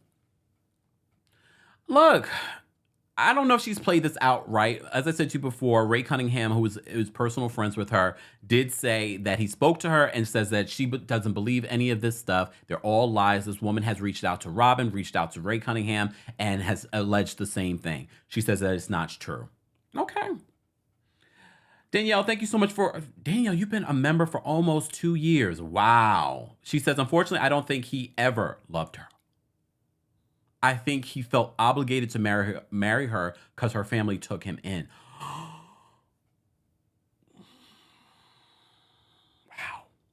Damn. Shout out to everyone on TikTok. We appreciate you guys being here as well, watching from behind the scenes. Let me say thank you. We got a couple of super chats that I want to get into. And shout out to our mods. We couldn't do this without our mods as well. Julie, thank you so much for the super chat. Julie says, I'm loving Love Without Borders, except the cast, especially Aaron from South Dakota and Ireland Man. I'm glad Naeem dodged a bullet. Love Gabby, but the move, permanent. Yeah. I don't know if that's going to happen. She seems hesitant to move to Dubai, but there are a lot of Americans moving to Dubai. Sidebar, in regards to Love Without Borders, him talking about different, like, my mom's a different Hindu, my father's a different Hindu. I know there's a bunch of different languages in India, but I always thought Hindu was like the one central language throughout the country. I found it to be interesting. I was like, oh, it's different. I learned a few things from Shreyas this week in regards to his culture. All right, Julie, thank you for another super chat. She says Aaron was never invested. I felt so bad for Mael too. Okay, look, I can agree with that. I'm like, really? AMS, thank you so much for the super chat. AMS says, we'll watch your recaps, but not watch the show this year. Teresa is toxic. Melissa brings nothing. Joe can stay for the bro trips. Thank you, AMS. I appreciate you still watching my recaps, though. Julie, thank you so much for another super chat. Julie says, thought she couldn't make money off the conviction in regards to Jen Shah. That's why I said SDNY, get on it. You know they probably are. Miss P, thank you so much for the super chat. Miss P says, Real Housewives of Salt Lake City needs Mary Cosby. They better bring her back. We shall see. According to Andy Cohen, casting is looking good for season 4. All right. Jack, thank you for the super chat. Jack says, Meredith's voice sounds like she...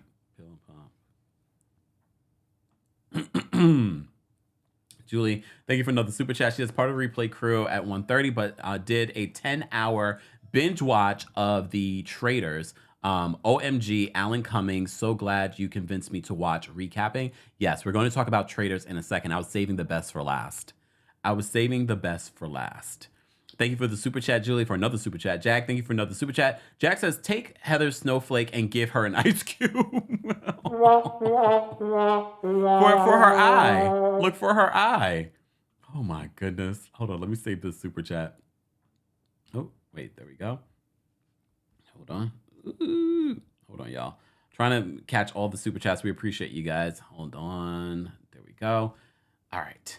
Let me... Mrs. Green, thank you so much for the super chat. Mrs. Green says, Kempire, the entire Real Housewives of Salt Lake City cast is thirsty. Agreed. Look, agreed. I mean, they really are at this point. Because I'm like...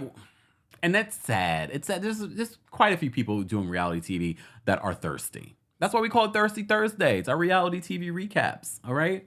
AMS, thank you so much for another super chat. AMS says, Anna was mean and ageist. No bueno. Oh. Ew. I still like Anna. Look. DV,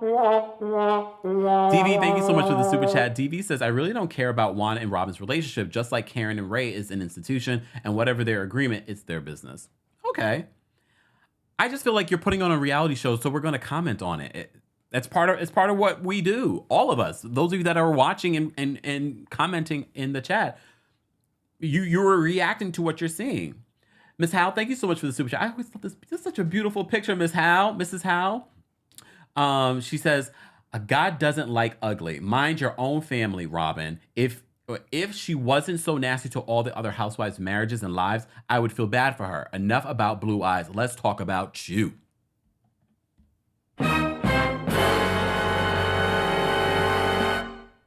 Miss Howell's not done.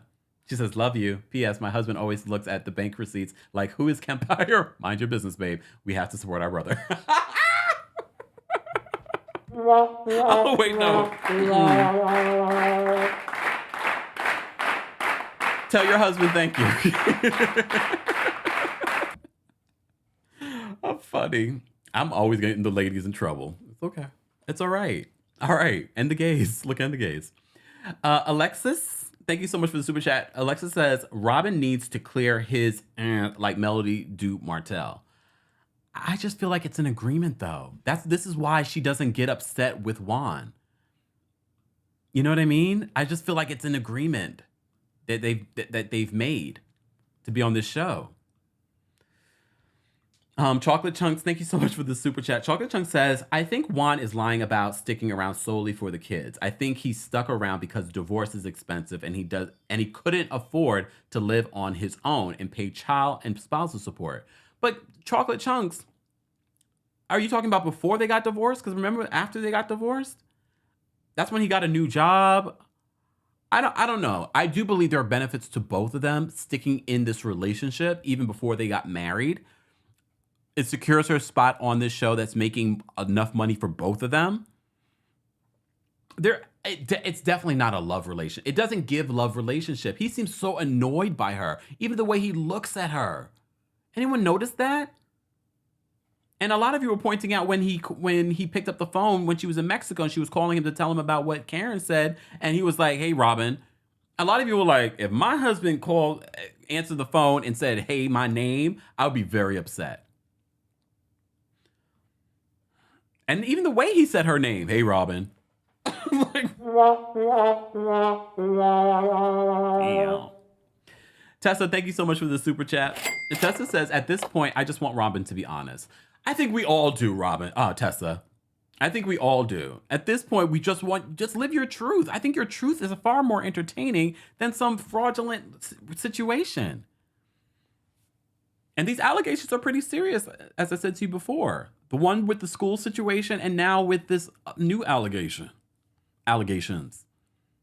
Guys, if you're just joining us, this is our Thirsty Thursdays, where we cover a variety of reality TV and reality TV news. As you know, on Tuesday Takeover, where we cover reality TV news, and pop culture news, we spoke a little bit about one of my new favorite shows. And it's called Traitors. Traitors! It's such a good show. None of these people made it to the end, though. None of these people made it to the end. But you know who made it to the end? And she is, oh my God, I love her. Siri. Girl, Siri. She was on Survivor. I never watched Survivor, but we should have known. So Traitors, if you don't know the premise, I'll give you a quick idea of what the premise of the show. It's a reality show with reality stars and regular people. It's a competition show, very much like Survivor or Big Brother. We also have some Big Brother stars, and we have some Real Housewives. It's available on Peacock. They're not paying me, but at this point, run me a check. And it was so good. A lot of you watched it in one sitting. I don't know how you did that because it's 10 episodes, an hour long. But it was good, and I get why. If you follow me on Twitter, I've been giving you updates on where I was in the show and my thoughts on the show. So if you want an extensive thought on my thoughts, be sure to follow me on Twitter. So I finally got to the end yesterday. I was really putting it off. The same way I'm putting off From Scratch. I'm on episode of Scratch, and I'm already like, oh God, he's got cancer. Lino looks good with a baldy, but he's got cancer. Like, I'm really putting it off because I feel like I'm just not in that space right now. I'd much rather watch Traitors. It's just entertaining. For me, it's better than Big Brother because it's also not long. It's not a long series. You know, Big Brother's like 20-something episodes, and they have 24-hour cameras and stuff like that. It's too much of an investment. Like, you have to be invested with Big Brother. But I do like Celebrity Big Brother because it's shorter. Okay? So the traitors. So there's 3 traitors that are chosen at the beginning of this game. All right? They chose 2 reality stars and 1 regular person, Christian. And the other traitor was Cody before he was, okay, spoiler alert. If you don't like spoilers, sorry, get out of here. I told you, I gave you homework on Tuesday to watch it. So Cody was kicked out, right?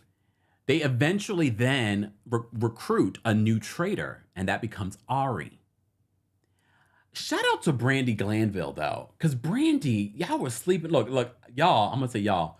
Y'all was sleeping on Brandy Glanville, but Brandy Glanville, for me, she chose the people from the jump. She knew who the traitors were. She knew 2 out of the 3 traitors from the beginning. So she was already a threat. And the thing is, she was telling people about it. If you're playing this game, you really got to kind of be low key. And you got to be a little clueless. For the love of Quentin. Quentin's body was banging, though, in that little jumpsuit thing that they had to wear at the end. I was like, look at Quentin's body. Giving body, yaddy, yaddy, yaddy, yaddy, yaddy, yaddy. But very much like Cynthia did in Celebrity Big Brother, I don't think it was intentional. Cynthia really had no clue about Big Brother. But she wasn't a threat, so she made it all the way to the end, very much like Quentin. I was actually shocked that Kate lasted as long as she did, but she was great TV. Kate Chastain from Below Deck. Oh my gosh, Kate was such a mood. I'm so glad that she stuck around towards the end because we needed her commentary. She's just naturally funny. Kate, I love you. I need you back on our television screens. Right now, she's pregnant, though, so congratulations to Kate. But if you saw Kate, because everyone thought Kate was a traitor from the beginning because of the way that she conducted herself. And she gives off that vibe. Not like she's a traitor in real life, but like, you know, if they're going to choose a traitor, you're going to choose her. But no. I have to say, though, the traitors that were chosen originally, they played this game very well. But you know who played it the best? Hold on. Look, hold on. Where's my picture? Oh, here it is. You know who played it the best? Siri. Homegirl played this game like a pro. She makes it to the end. At one point, Siri and Ari have to turn on Christian because Christian wakes up the next morning and tells everyone, I was recruited, as if he was trying to throw people off, but it made people look at him suspicious. I was recruited to be a traitor. So eventually, because he's a liability, Ari and Siri are like, we got to get rid of him. And they get him voted off. I'm just giving you an overview, guys. It's worth watching. Like, I just started rewatching it because it's that good. It's good.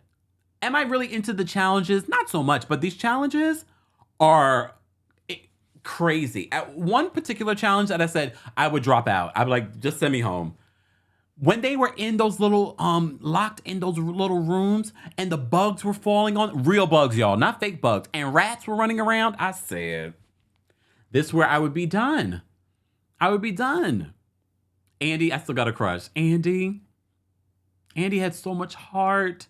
You saw Andy at the end was bawling because Andy was so blindsided by, okay, we'll get there. Again, spoilers. But when those challenges were something else. Towards the end, when they do the challenge where Kate and Ari jump out of a helicopter into the ocean, I said, there is no way. Like those, those look, come on. I couldn't do it. Not me. But I was surprised that Kate volunteered to jump out of the helicopter.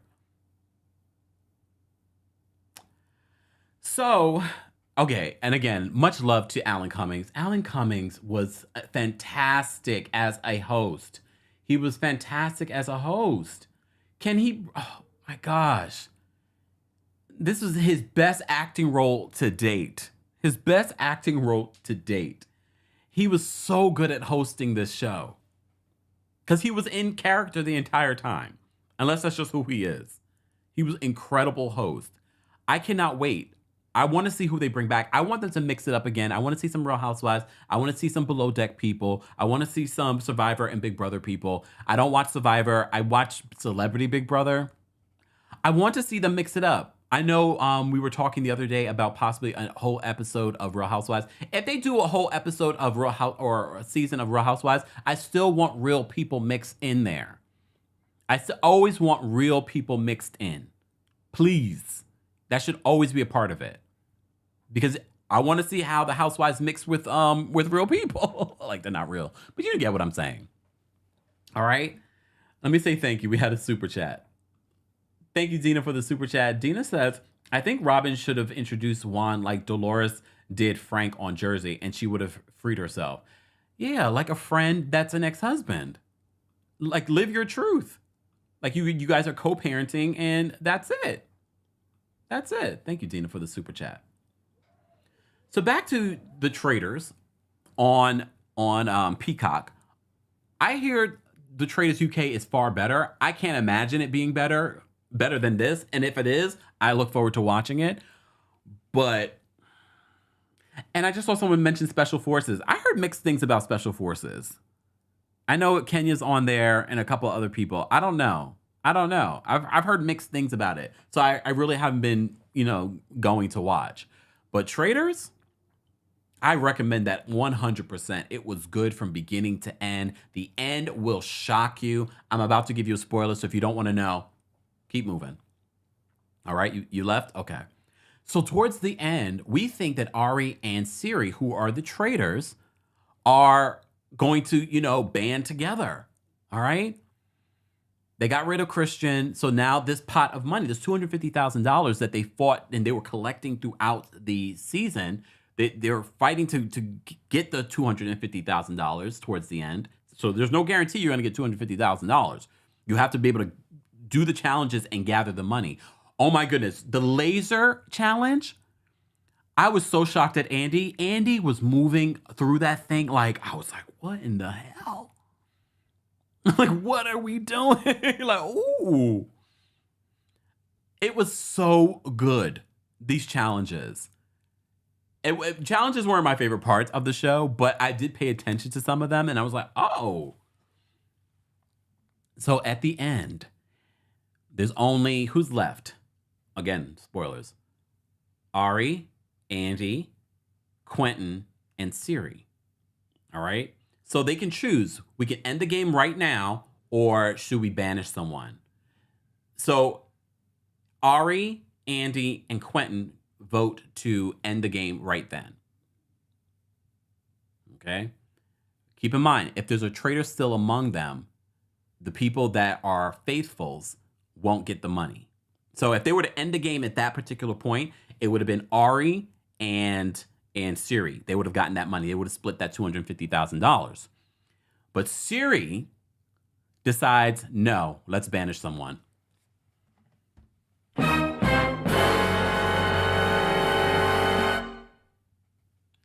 And Ari looks at her like, what are you doing? First of all, she had already sort of betrayed him during the other banishment because she was supposed to vote Kate out. Oh, no, she was supposed to vote Quentin out, and she refused, and she voted Kate. Look, so he's already not trusting her. And then before they even do a banishment, Ari says, he admits, I'm a traitor. And he's like, I have a happy life. I'm good. I'm getting out of here. So he admits to being a traitor. So they all decide and they vote that, okay, they vote again, and they all decide to end the game there. So at this point, there's only Andy, Quentin, and one traitor left, and that's Siri. Okay, so Siri is the final person there. And Siri, that means Siri wins the $250,000. And Andy is so hurt by this because no one saw that Siri could ever possibly be a traitor. And she basically says, I'm not a traitor in real life. I'm a faithful at heart. But in this game, I'm a traitor. I said, yes. She's been my favorite since the beginning, though. I'd never watched Survivor, but they should have known better. She was on Survivor. She was really good at the challenges, too. She was really good at the challenges. I was so happy. I was so happy for Siri. She is also a healthcare worker. She's a nurse, an operations nurse in the tri-state area. So I was like, oh, a healthcare worker's winning. A sister is winning. A mama's winning. A grandma's winning. A woman's winning.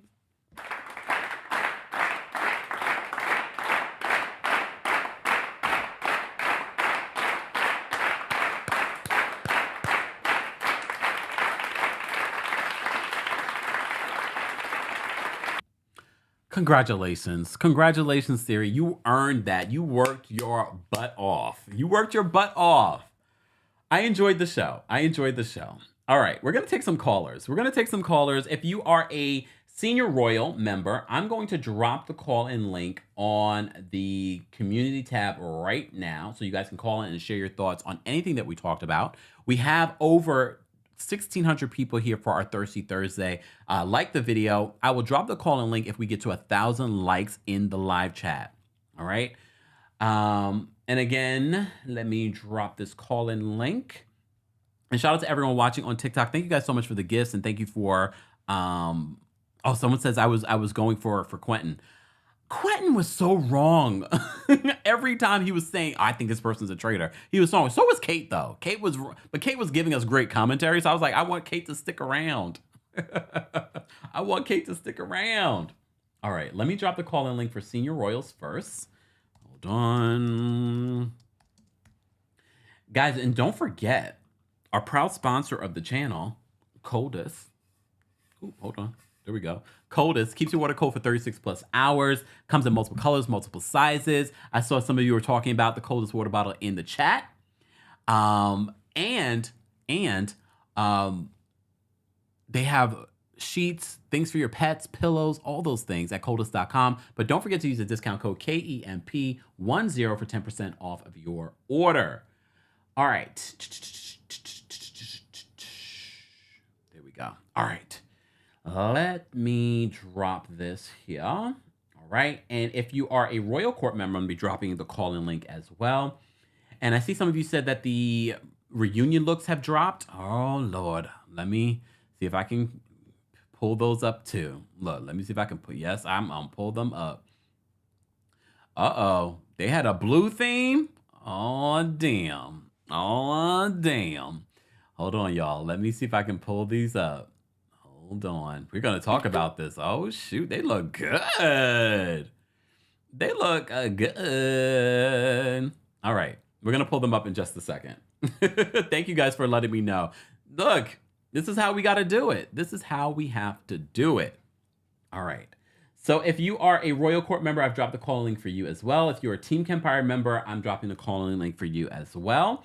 And we're going to take a look at these reunion looks. So let me pull this up. Go in here. Let's go here.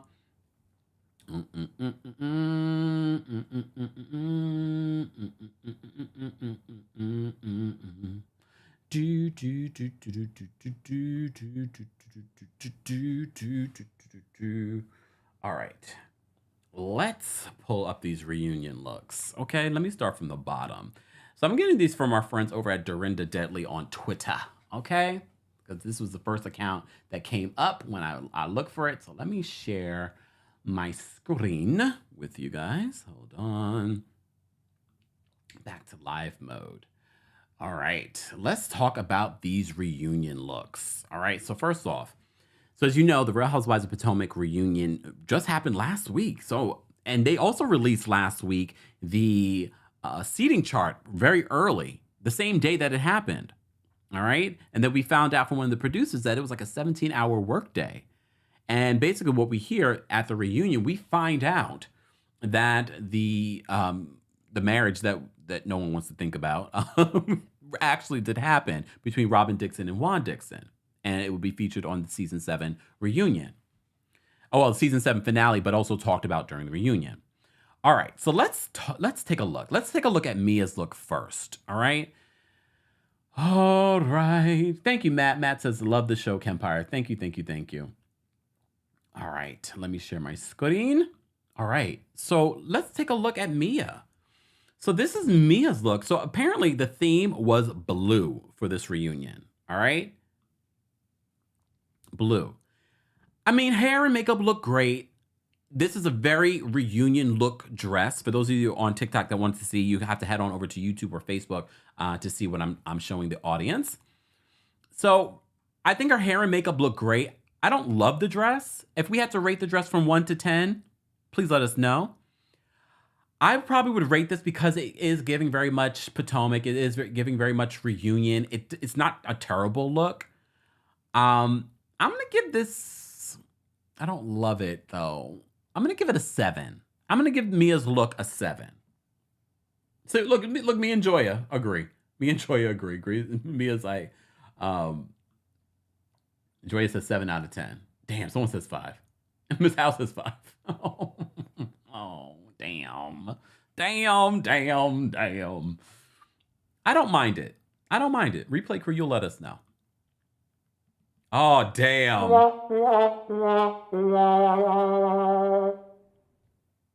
Charisse's look. It's giving very much, the hair is terrible. Again, Charisse. The makeup, not so much. I don't mind the makeup. If we can look past the hair. Look at the makeup. Makeup is not bad. Dress, it's all right. But the hair is throwing me. The 4, the 5, the 6 shades of hair color that's happening here. Oh, Charisse. Charisse, what is going on? I'm gonna give this a 5, and I think I'm giving the Charisse's look a 5 is very generous. It's very generous, y'all. Okay, Jacqueline, hair and makeup. Hair and makeup looks good. Hair and makeup looks good. I don't know if I love the dress in this angle, but I don't hate the dress either. I like that she sort of played off the blue theme, but she stands out because it's not straight up blue. So I like this. Jacqueline's a beautiful woman. I think this looks good, Jacqueline. I'm going to give Jacqueline's look here. Look.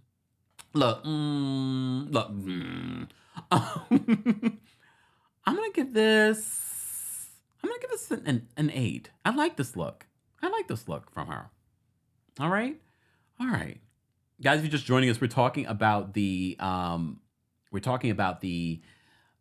reunion looks from the Real Housewives of Potomac. All right. So apparently it's a blue thing. Let's take a look at the other ladies. All right. Okay, Robyn. But I always say Robyn's a beautiful woman. I don't hate or love this dress. Hair and makeup look good. You know, she's had some moments with the hair. For the love of, I'm so glad Juan Dixon's not here right now. Dress and look, she had that time. But at least she's showing her figure. I don't hate it. I'm trying to look a little bit closer at the details.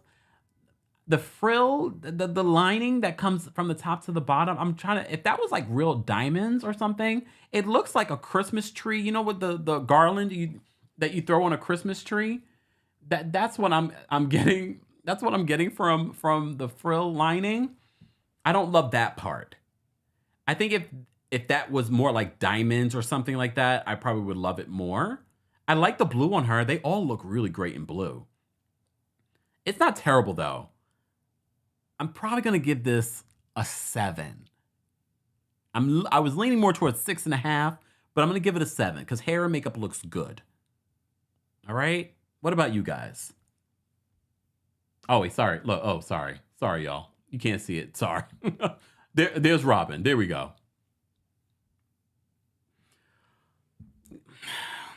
I don't know. Hair and makeup looks good on Robyn. Hair and makeup looks good. But it's the dress for me. This dress it's the lining for me. I think And I'm trying to see if the line, what the lining is made of. Like I said, if it was more like diamonds, then I would be like, okay, I probably would like it more. But like I said before, it's giving me a tree. Like the garland that you put on a Christmas tree. But that's me. I think hair and makeup looks great though.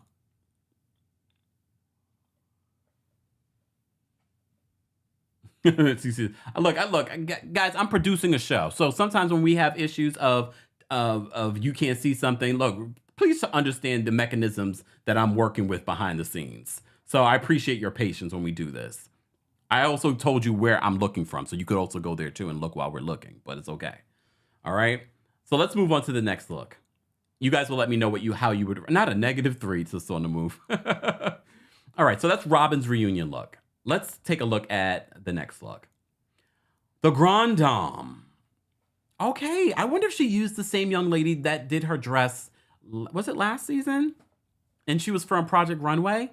I kind of get that vibe, so I wonder if it's the same young lady that did it.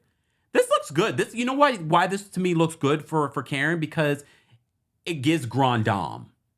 You know what I mean? It gives you the energy of Grande Dame. I think they all look great in blue, though. I think it all gives great in blue. I love the bust. I love the one bare arm. Hair and makeup looks good. She looks like she looks like a Grande Dame. She looks like a queen in this. I like this look on her. And all you want to keep sleeping on Karen like Juan Dixon wouldn't want Karen. If he sees this, look, if he sees this, she looks good. The shape is shaping. This is probably like one of the rare times we've seen her put her hair up. I like it. I like it for her. I'm going to give this a 9. I'm going to give this a 9. I like it. I would love to see it in motion. We will at the reunion. How would you guys rate Karen's look? So far, to me, she's the best in comparison. So far. We haven't seen everyone's looks yet. Oh, wait a minute. Wait a minute. Wait a minute. Wait. Wait a minute.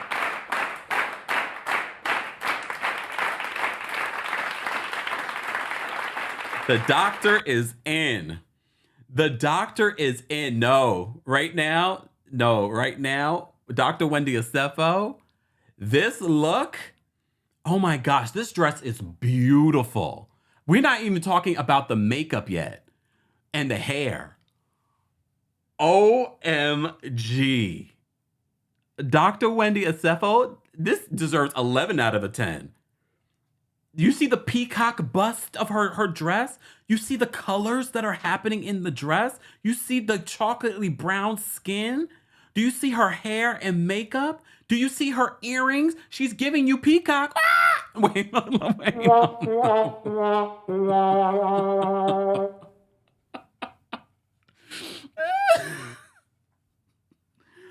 What? Wow. Look at this. Dr. Wendy Acefo did that.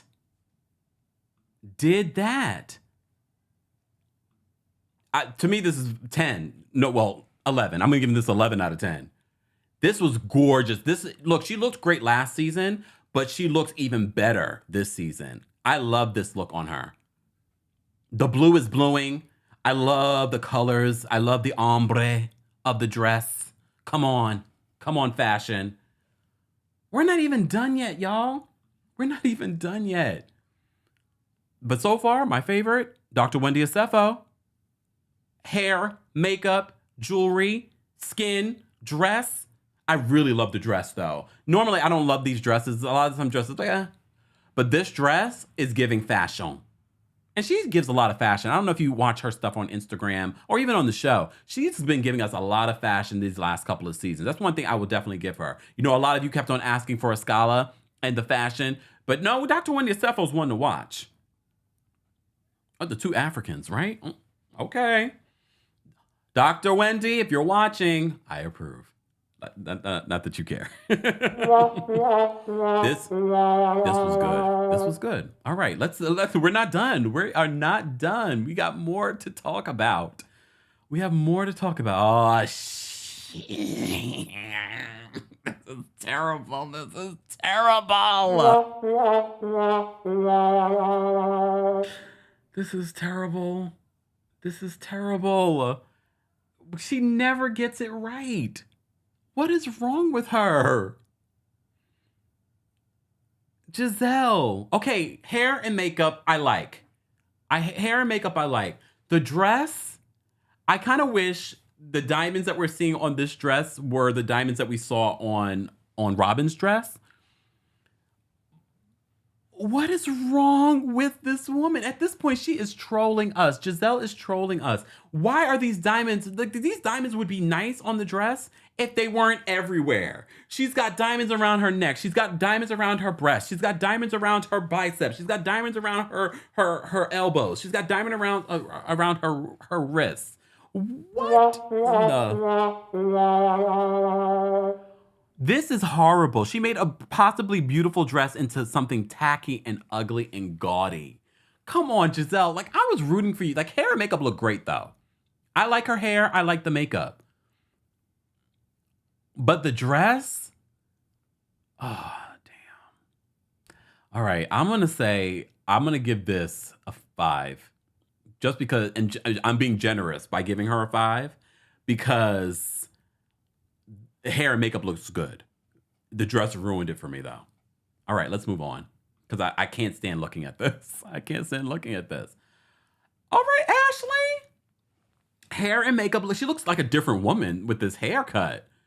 Hair and makeup looks great on Ashley. She's giving us body. She's giving us a different type of blue, which I can appreciate. I wonder if she used Riley Knox again. Her reunion looks the last couple of times have been really good. I have to go look up the people that they use, but this is a gorgeous dress. I don't mind this dress. I like that she's giving sexy. She's about to be divorced. She's about to be divorced, but I like the hair and makeup. I think the dress looks pretty. I'm gonna give this a 9. I'm gonna give this a 9. All right, I'm gonna give this a 9. Hold on, let me bring it back up. I don't mind it. Look, we can't really see it all from all the angles because I believe that makes a difference, but I think her hair and makeup looks good. I think the dress is sexy. I think it looks good. I'm going to give it a 9. Okay. Let's see. Last but not least. Okay, drama. All right, drama. All right. Candace with the feathers. I don't know about this, though. Because you know why I don't know about this? Because the feathers don't seem in the right places. They kind of seem like they were just splattered on together. Because I wouldn't mind this look if the feathers seemed as if they were sort of making sense. They seem like they're falling off. Her hair and makeup looks great, though. I don't like this look, though, Candace. No. Is it worse than Giselle's? Not really. But the feathers just seem all over the place. I need to see this from another angle, though. Because I need to see it from straight on. But based on what I'm seeing with the feathers seem like all over the place. There doesn't seem any sort of symmetrical attention to where the feathers are placed. So that's why I'm sort of like thrown off by this dress. Because I don't mind a feather. But I don't like how this angle is showing the feathers. It kind of looks as if the feathers are falling off, like they just sort of put the feathers anywhere. Just saying. Okay. Kia says I'm being generous. Hold on, Kia. Hold on.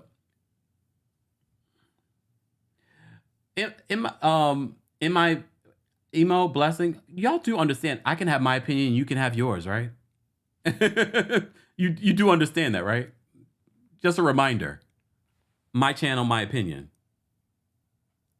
All right? If I don't like it, you don't have to like it. I don't like it, though. I don't like it. Maybe if we see it from another angle, when we see it in movement, it will look different. I think hair and makeup looks great. I mean, her look is not the worst of of the ladies, to be honest with you. You know who's the worst look of the ladies? Let's go back. The worst look. Well, no, I don't know. The worst look. It might go to this lady. Hold on. Charisse or Giselle. Charisse or Giselle might have the worst look. Damn. Look, damn. Oh, man. Oh, man. For me, though, the best dress at this reunion goes to Dr. Wendy Asefo. Yeah. I love the dress. I love the hair and makeup. I love the accessories. And Dr. Wendy Asefo did that. I wonder, I have a feeling that this dress was done by Riley Knox too. I need to look these up later just to confirm my suspicions. I love them in blue though. I love them in blue. I like the blue theme. I didn't expect the blue theme. You know, their picture for the promo was red. Just saying. All right, let me get to some callers. Guys, we're almost at 1,000 likes. We have almost 1,800 people here for our Real Housewives, not Real Housewives. We were just talking about the Real Housewives, but our reality TV recaps and news and things like that. If you're part of the replay crew, as always, I want to know where you're watching from, your thoughts on the Real Housewives of New Jersey, taglines, the Real Housewives of Potomac, reunion looks. We had some breaking news during this Thirsty Thursday. Who would have thought? Thanks, Bravo. Look, thanks, Bravo. All right. And shout out to our mods. Our mods are keeping the timestamps, so I'll be posting the timestamps for the replay crew so you can fast forward to where you need to go to. So thank you to our mods. We could not do this without our mods, so please say hello and thank you to the mods. All right. Thank you to our members of the channel. We appreciate them supporting the channel on a monthly basis. Shout out to everyone watching on TikTok and tapping your screens and sending gifts. We appreciate you. Shout out to everyone watching on Facebook, Twitch, and Twitter. We appreciate you as well. All right, let me switch this out and go to our callers. Hold on.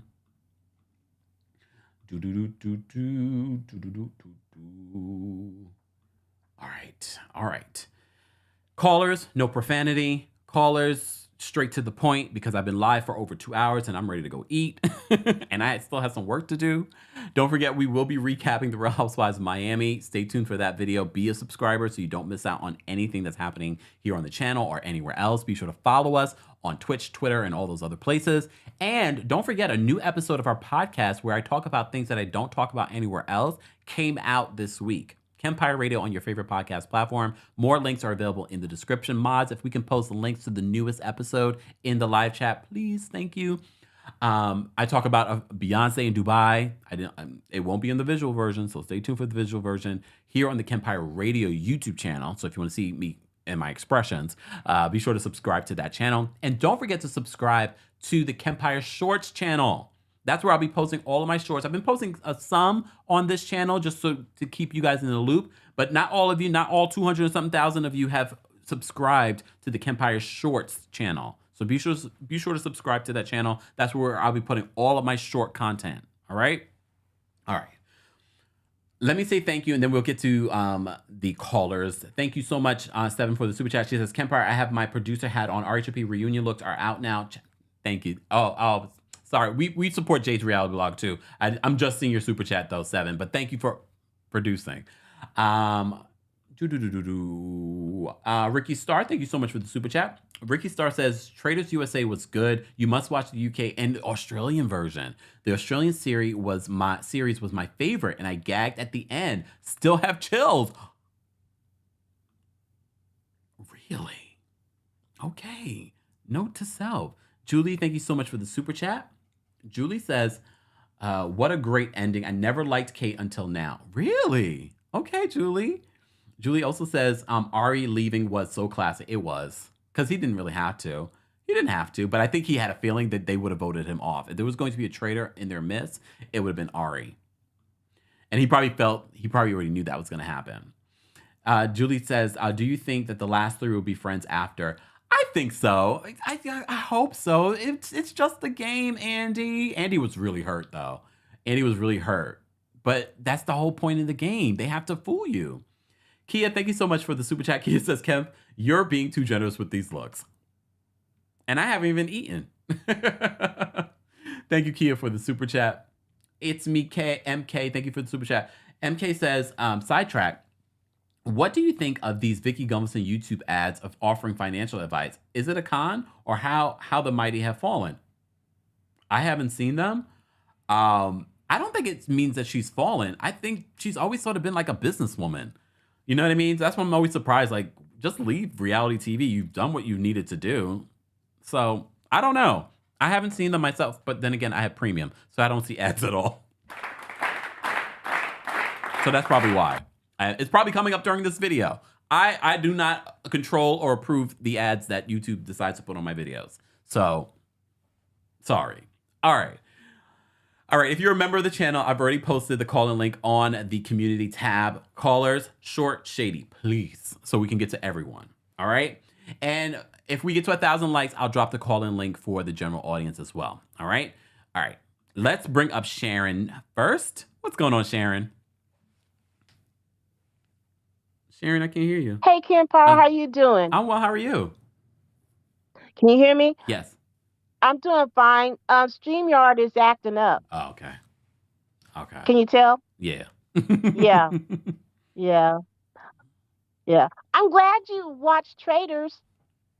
Loved it. I watched it before you did, and I knew the ending. And I thought it was so good. The only way that Australia and the other place could be good unless they killed somebody for real. Because that was really good. Go ahead. And Surrey, she played that game good. She stayed under the radar. But the end just threw me. I thought at least 2 of them would walk away with the money, or maybe 3. But I didn't think that they would drop out like that and just walk, and she would walk out with that money. But I am so happy she did. Yeah, me too. Yeah. Me too. But Kempire, I'm going to need for you to do me a favor, though, come Sunday. Can you hear me? Yeah. I'm gonna need you to root on the Kansas City Chiefs to make it to the Super Bowl. Okay. I don't. Who else is playing? The Bengals. The Bengals are gonna be playing the Chiefs. Okay. So the The Chiefs. Cincinnati Bengals. Okay. All right. Yeah. So you gotta root for the Chiefs. Noted. Thank you, Sharon, for calling And that's all I have for you today. Take care. All right. I mean, I'm like, okay, I'm only watching the Super Bowl for Rihanna. All right, let me get to some callers. Rasani, I'm going to bring you up next. What's going on, Rasani? Hey, Kempire. Hey, Mons. Hey, Kempettes. Not Kempettes. What's going on? Kempettes. Okay, first, Potomac. Yes. Robyn. Since season 1, I always knew, like Robyn used to be like, oh no, I don't want to go back there. Men one are over, blah, blah, blah, blah, blah. It's one that wants me, when it was obvious that she wanted one did not. Yeah. It was obvious from season 1, and she kept dragging it out. That's why people are always on Robyn about this. It's like, just be honest, just be real with him. Like, we broke up. Yes, still care for him. Yes, still have love for him. Yes, I'd like it to work out or try again or blah, blah, blah, blah, and go from there. No. But either which way, Robyn, I'll pray for you. Oh, okay. Salt Lake City, Meredith and Heather can go. I'm over them with the defense with Jen Shah because Jen it's not like the Chrisleys. The Chrisleys stole from the banks and the IRS. So it's like faceless. You have actual victims. People who have or try to not be here with us anymore because of it. And it's just like scamming on that vulnerability. It's just like when when the job market was hard and people are trying to find jobs and blah blah blah, and you have people come up with scams to try to take the little money that they don't have. It's similar, so it's just very grimy, and the backing of the Jen Shah, horrible. Traitors, good. Question: do you think it would be better for us, the viewers, if we only say they had they picked 3 people initially, but we only had the identity of 2? We, the viewers, only had the identity of 2. So we were also sort of in the game trying to figure out who that third traitor is. No? I mean, look, that's an idea. Producers, you can send us our check. Thank you. Thank you. Thank you, Rasani. Thanks, Camp. Have a good one. You too. I mean, I kind of like that idea, but then I'm just trying to figure out how they would do it. But okay. O'Shea, I'm going to bring you up next. What's going on? O'Shea? Hey, Kempire, how are you? I'm well. How are you? Very well, thank you. I actually have 2 questions I wanted to ask you, but I just caught the part where you were speaking about getting the 2 from the question about India and the Hindu thing, about the languages. Okay, so Hindu isn't a language; it's sort of the grouping of the religion, and then beneath it, depending on which region you have, there's Hindi, Tamil, and so on. And then each of the languages have their own specific times when they fast and different prayers and stuff like that. So Hindu is just sort of the grouping of all of them, just as an overall like how you'd have Christianity and then the denominations underneath it. So that's that's what Hindu refers to, and then the languages beneath it. Not to preach to you, but just since I saw you asking that. Only way we're gonna learn. Okay. And then I had 2 questions I wanted to ask you. First, what do you think the odds of Mary actually coming back are, Cosby? Because after the last time, the story about her stepfather and mother and stuff, weren't really out. So I don't personally see her coming back after all of that. She doesn't seem like the type to be able to handle that. And also, I wanted to find what are your thoughts on people saying that the only reason Robyn and Juan ended up getting married now so that she wouldn't have to testify at the case regarding the university student. In regards to Mary, I think it's a hopeful thinking that people keep putting Mary's name out there. I really don't necessarily see Mary Cosby coming back. Definitely not next season. I don't know about the future.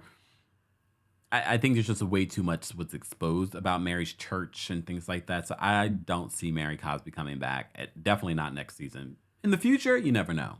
You never know. In regards to everyone speculating about Robyn marrying Juan to protect her from testifying against him, I think people just sort of put that out there because, it makes sense. No, I mean, they've been, doing this whole storyline for a long time about getting married, even before all of these allegations. And what could she know in regards to the school and the allegations that, to me, she wouldn't be a star witness, even if she did testify in this case.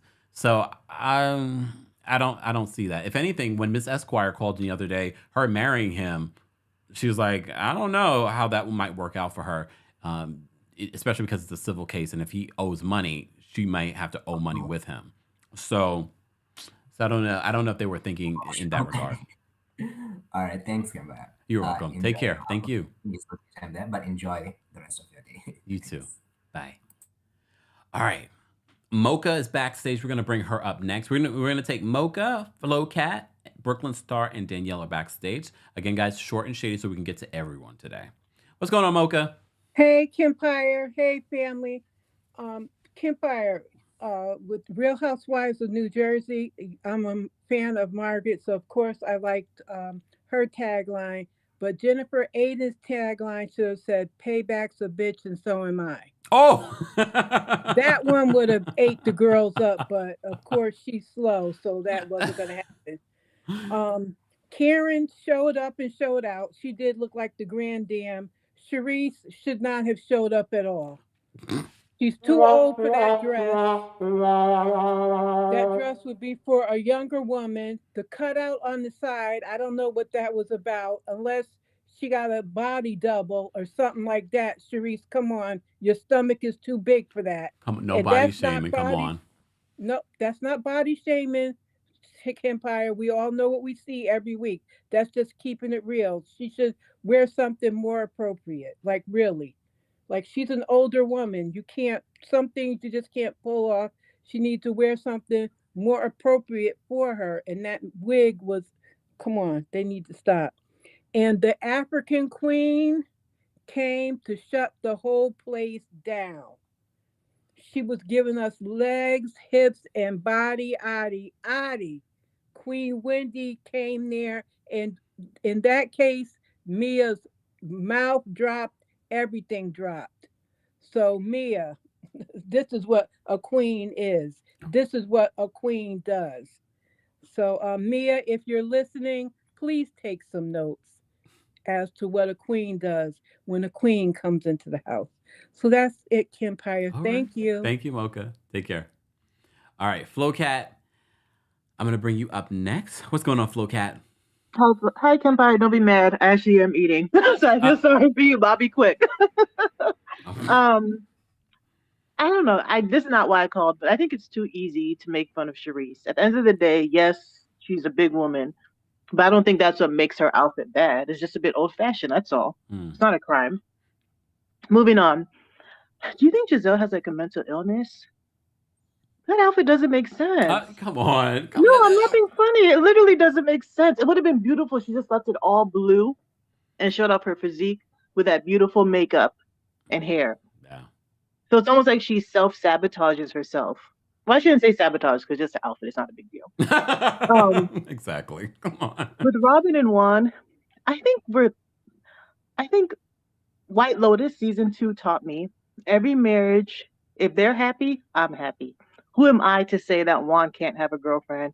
Who am I to say that Robyn can't be happy with a man if he says, "What's up, Robyn," when she calls? Maybe that's all she wants. Maybe she doesn't want more. So I think we should just let it, like, that's just their marriage and that's it. And there's nothing wrong with, they want to stay together for the boys. Isn't that a good thing? If they're both willing to put up with the situation the way it is. Isn't that what Carlos King said? Did you see his podcast on Potomac? No. He said that maybe Robyn doesn't want to date anymore and she's just okay with the situation with Juan. So who am I to say it's wrong? And I'm looking at you like you could actually look at me back. Anyway, I'll let you go eat. And I just want to say, I like Wendy's outfit. I'm a little worried if she sits down, it's going to look like a pageant. But maybe that's the whole idea. We'll see. We'll see. All right, Yeah. Flocat, thank you so much for calling in. Okay, see ya. Bye. Interesting. Guys, if you're just joining us, this is our weekly Thirsty Thursdays where we cover a variety of reality TV news. We had 2 breaking stories, the Real Housewives of New Jersey taglines and the Real Housewives of Potomac reunion looks. All right? And we just hit 1,000 likes, so I will drop the call link for the general audience, but general audience, you're really going to be on a time crunch when you call in. So one thought, okay? All right. Brooklyn Star, I'm going to bring you up next. Short and shady, please. What's going on, Brooklyn Star? Hi, Kempire. How are you? Oh, well, how are you? Good. I'm going to be quickish on the fashions because that's like my favorite part. I think Wendy looked like a Nigerian Barbie. Skin was giving. Her whole look I loved. Candace looked good too. Grand Dam keeps a snatch waist, honey. Ashley looks good, but I wish she didn't have Monique's binder wig on because it made her look like she didn't have edges on one side. Jacqueline and Mia looked like prom. Robyn looked like the chaperone at prom. And Sharice, she just gives indigestion. Like it's her facial expression to me. It's just like something didn't go down. Like it's just her expression is what does it. And Giselle looks like a Clark sister, okay, in that getup. She looked like she's ready for first Sunday. And I noticed she covered up her neck because Candace is gonna come read her for her ankles and her neck. But that was all. Oh my God. All right. Thanks, Brooklyn Star. No problem. Have a good day. You too. I didn't think about that. Oh. Is that why she's like covered from head to toe? Yes, guys, we did talk about the Real Housewives of Potomac reunion looks. Just rewind, or we will be posting the timestamps. Thank you to our mods for keeping timestamps during the live. That is so helpful. All right, Danielle's backstage. We're gonna bring her up. What's going on, Danielle? Hey there. Okay, so I missed Jersey's speeches or whatever they're called. I'll go back and watch those. Taglines, yes, thank you. But I am looking forward to this season. Okay, on to the fashions. I won't say I'm disappointed. I feel like I personally like Potomac's fashions for reunions every year, but I will always find something wrong with each one of them. To oh shucks, I just forgot her name. She just hung up. The wig on Ashley doesn't work for me. The wig on Karen, the up hair. I like Karen with her hair down. I've never liked her. She's done her hair up in previous seasons on the reunion. I like Karen with her hair down. Just think she is more attractive. And it's something like it's off coloring. It's something it's not blended right or something. But Giselle with that dress, hunty, yes, looking like a Clark sister. I think that was 100% on point, looking like a Clark sister. Charisse, did we even really need her at the reunion? I mean, and yeah, it does. It's given she's holding her breath. You know how to be like, okay, I'm gonna take the picture now. I'm ready. Say 1, 2, 3. Hold your breath. Hold my stomach in. That's what she looks like. She's giving. She looks like she's trying to hold that stomach in. Do it again. Do it again. I'm gonna hold my girl. I gotta suck my breath. I gotta suck my stomach. That's what she looks like she's giving. I'm not impressed. But I do like the dresses. I think everyone's dressed. I think what you were saying about the flowers, they weren't flowing together. It was like they weren't lined up. To your point, it looked like they were just tossed up and they just fell where they fell. But I think it's a pretty dress. I do like Candace's dress. Oh, the but feathers. I'm with you. I wanted the feathers to flow together and look like they were lined up and placed on there intentionally and not just thrown on. Yeah. But Wendy's dress is given everything. You know who would look good in Wendy's dress too? Who's our chick from Miami that we like? Gertie. Oh, Gertie, yeah. That's like something she would wear. I can see that. Like, and even the girls, our girls from Dubai, I can see Lisa wearing something. Like the dress is hot. Wendy hit it on the nose with the dress. As far as Robyn, I really wish she would have stuck with her guns and not read the comments and not listened to bloggers and listen to people. And we know you watching, Robyn. From day one, she used to cuss Ashley out about their living arrangements is what worked for her family. And if that was really the case, you should have stuck with it, because not only would it have been like a new way, because here we are after this pandemic, everything is sky high, and you literally have divorced couples who still live together because the cost of living is so freaking expensive. She could have been that housewife. That could have been her story. Her story didn't have to be about her having a baby, her getting married, but she let us people plant that seed in her head, and now she's about to fall flat on her face and look crazy. And she should not have called Juan. If she didn't call Juan and say that to him, he wouldn't have cussed her out. She wouldn't have looked crazy. He cussed her out because he's like, we got an agreement. Why are you bringing this crap to me? You already know what it is. Don't, like, she was wrong. Stick with the agreement. Child, all right, go. You already sound tired. Because it's exhausting. Like, girl, it's really exhausting trying to make it make sense, and it doesn't make sense. Like I think somewhat every housewife has messed up with their storyline trying to create a lie or trying to make it go a certain way. Trying to produce, and you're not a producer, and we, the viewers, see it totally different. It could have gone left and been in the right direction. So yeah, I'm exhausted. Bye-bye. Go eat. Thank you. Take care. All right. Let me say thank you, Tamara. Thank you so much for the super chat. Tamara says Juan said Juan said on a previous season that he was tired of this and wanted more. Life is short. Live your best love life. Tamara, you must be just joining us because I did play the audio of that episode. I did play that audio. All right, we're gonna take a couple of the callers. We're not going to take all of the callers, especially if people are long-winded. So blame the person before you for being long-winded and not being short and shady. Okay. So Alex, I'm going to bring you up for a short and shady comment. What's going on, Alex? Hello. I just wanted to talk about two things. So the first thing is Mary Cosby. I don't want her back. Okay. I don't. And my reasoning is I'm half Mexican, and I didn't appreciate her comment about Mexicans and drugs, and the Mexicans are bringing the drugs, and just generalizing it as Mexican. Yeah. I didn't like that. And then the looks. I don't like how everybody's talking about, oh, Charisse's body, her body. Let's not talk about her body. Let's talk about her look. Her looked like it was from Shein. Oh, damn. but her body By is Sheree? fine. Her body is her body. And so did Giselle. The gems on her dress are like, they're different for each little strand rope thing of gems. They're like not the same. They're not uniform. They're not the same on each. It looks like it was thrown together in like a day. And I like Ashley's. It seemed like if you look at it, the gems on it, they look like they're like washers almost. Like it may be like a repurposed thing, and I like that. That's really cool, like environmental a little bit. I like that. And my other favorite was Wendy. Wendy, she busted it down. She did good. She did it amazing. And Jacqueline looks good too. Jacqueline reminds me of like the 20s, little 20s moment right there. I like it a lot. Okay. All right. And thank you for all you do. That's all I wanted. Thanks, Alex. Thank you for breaking the fashions down in that way. Appreciate you. Take care, okay? Thank you. You too. Bye. All right, Kiki. Hold on. We're going to bring you up next. What's going on, Kiki? What's your short and shady comment? Okay, hey Kempire.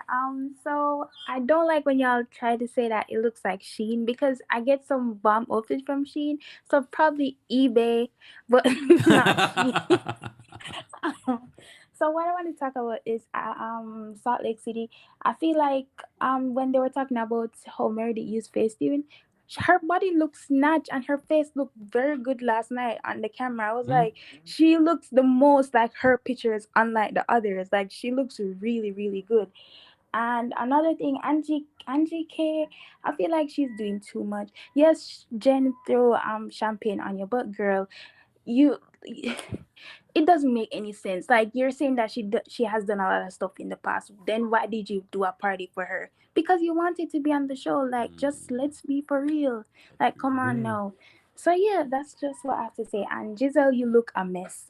You're lucky you're pretty. Okay. All right. Thanks, Kiki. Bye. All right, Harry, I'm going to bring you up for a short and shady comment. What's going on, Harry? Hey, Kempire. What's going on? Hey, can you hear me? Yes, can you hear me? Yeah, hey. Oh, hey. My short and shady comment is for Robyn. Robyn, bitch, in between your thighs. Language. She needs to kill herself. Oh, it's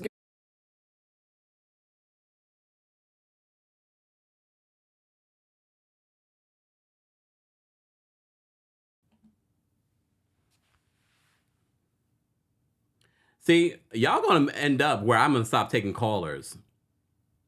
That person has been banned. We had someone yesterday that called in deciding to try to use my platform. Where you guys think that it's innocent, you're not gonna affect my paycheck or what I'm doing here.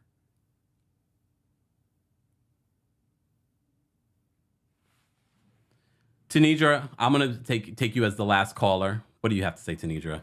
Hey, honey, I'm so sorry about that. Even I just my mouth fell open too. I'm so sorry about that. That's okay. But anyways, I was just gonna say my short and shady thing is this. I didn't watch the reunion looks because I wanted to be surprised. But if Andy does not hold Robyn and Giselle to task, baby, I don't know what I'm gonna do because that's what I'm waiting on. I hear all the drama, but I want to see how Andy handles those two because there's some favoritism, and I'm ready. Because if not, baby, we got to march. But that's all I had to say. Thank you, and I Tanita. love your show. And I just want to say this really quick. I've been subscribed to you since you very, very first started. And I am so happy and so proud. And I am so thankful that God has blessed you with this platform. I've watched you grow. And I am so proud of you, Kempire. Thank you, So proud. Thank you. And you were the perfect last caller. Thank you. You're welcome, baby. Have a good day. You Bye-bye. too. Bye. That was a perfect last caller. Anyways, guys, let me switch out of here. Hold on. Let me switch out of here. All right. Thirsty Thursdays. Apparently that person was very thirsty and wanted to have a moment. All right. But it's okay. It's okay. Don't forget, we will have our Real Housewives of Miami recap coming up. And I keep telling you, you got to be here for our live recap. Someone might be able to win a Forever Rose. So stay tuned for that. Valentine's Day is right around the corner. We have a lot of really great sponsors. Don't forget our main sponsor, though, Coldest. Get your Coldest water bottle or anything else. They have pillows, sheets, all kinds of stuff at coldest.com. But don't forget to use the discount code KEMP10 for 10% off of your order. All right.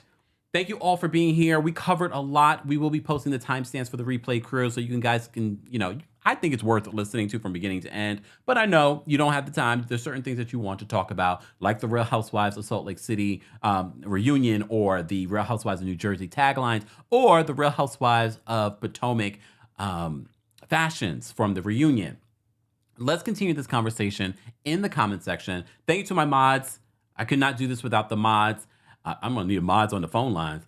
Thank you to everyone watching on Facebook, Twitch, Twitter, TikTok, and thank you for the gifts. Thank you to everyone that sent in a super chat. Thank you to our Team Kempire Royal Court members and, of course, our senior royals. We appreciate you guys being here. Everyone have a great rest of your Thursday. I will see you all in the next video. Let's get out of here.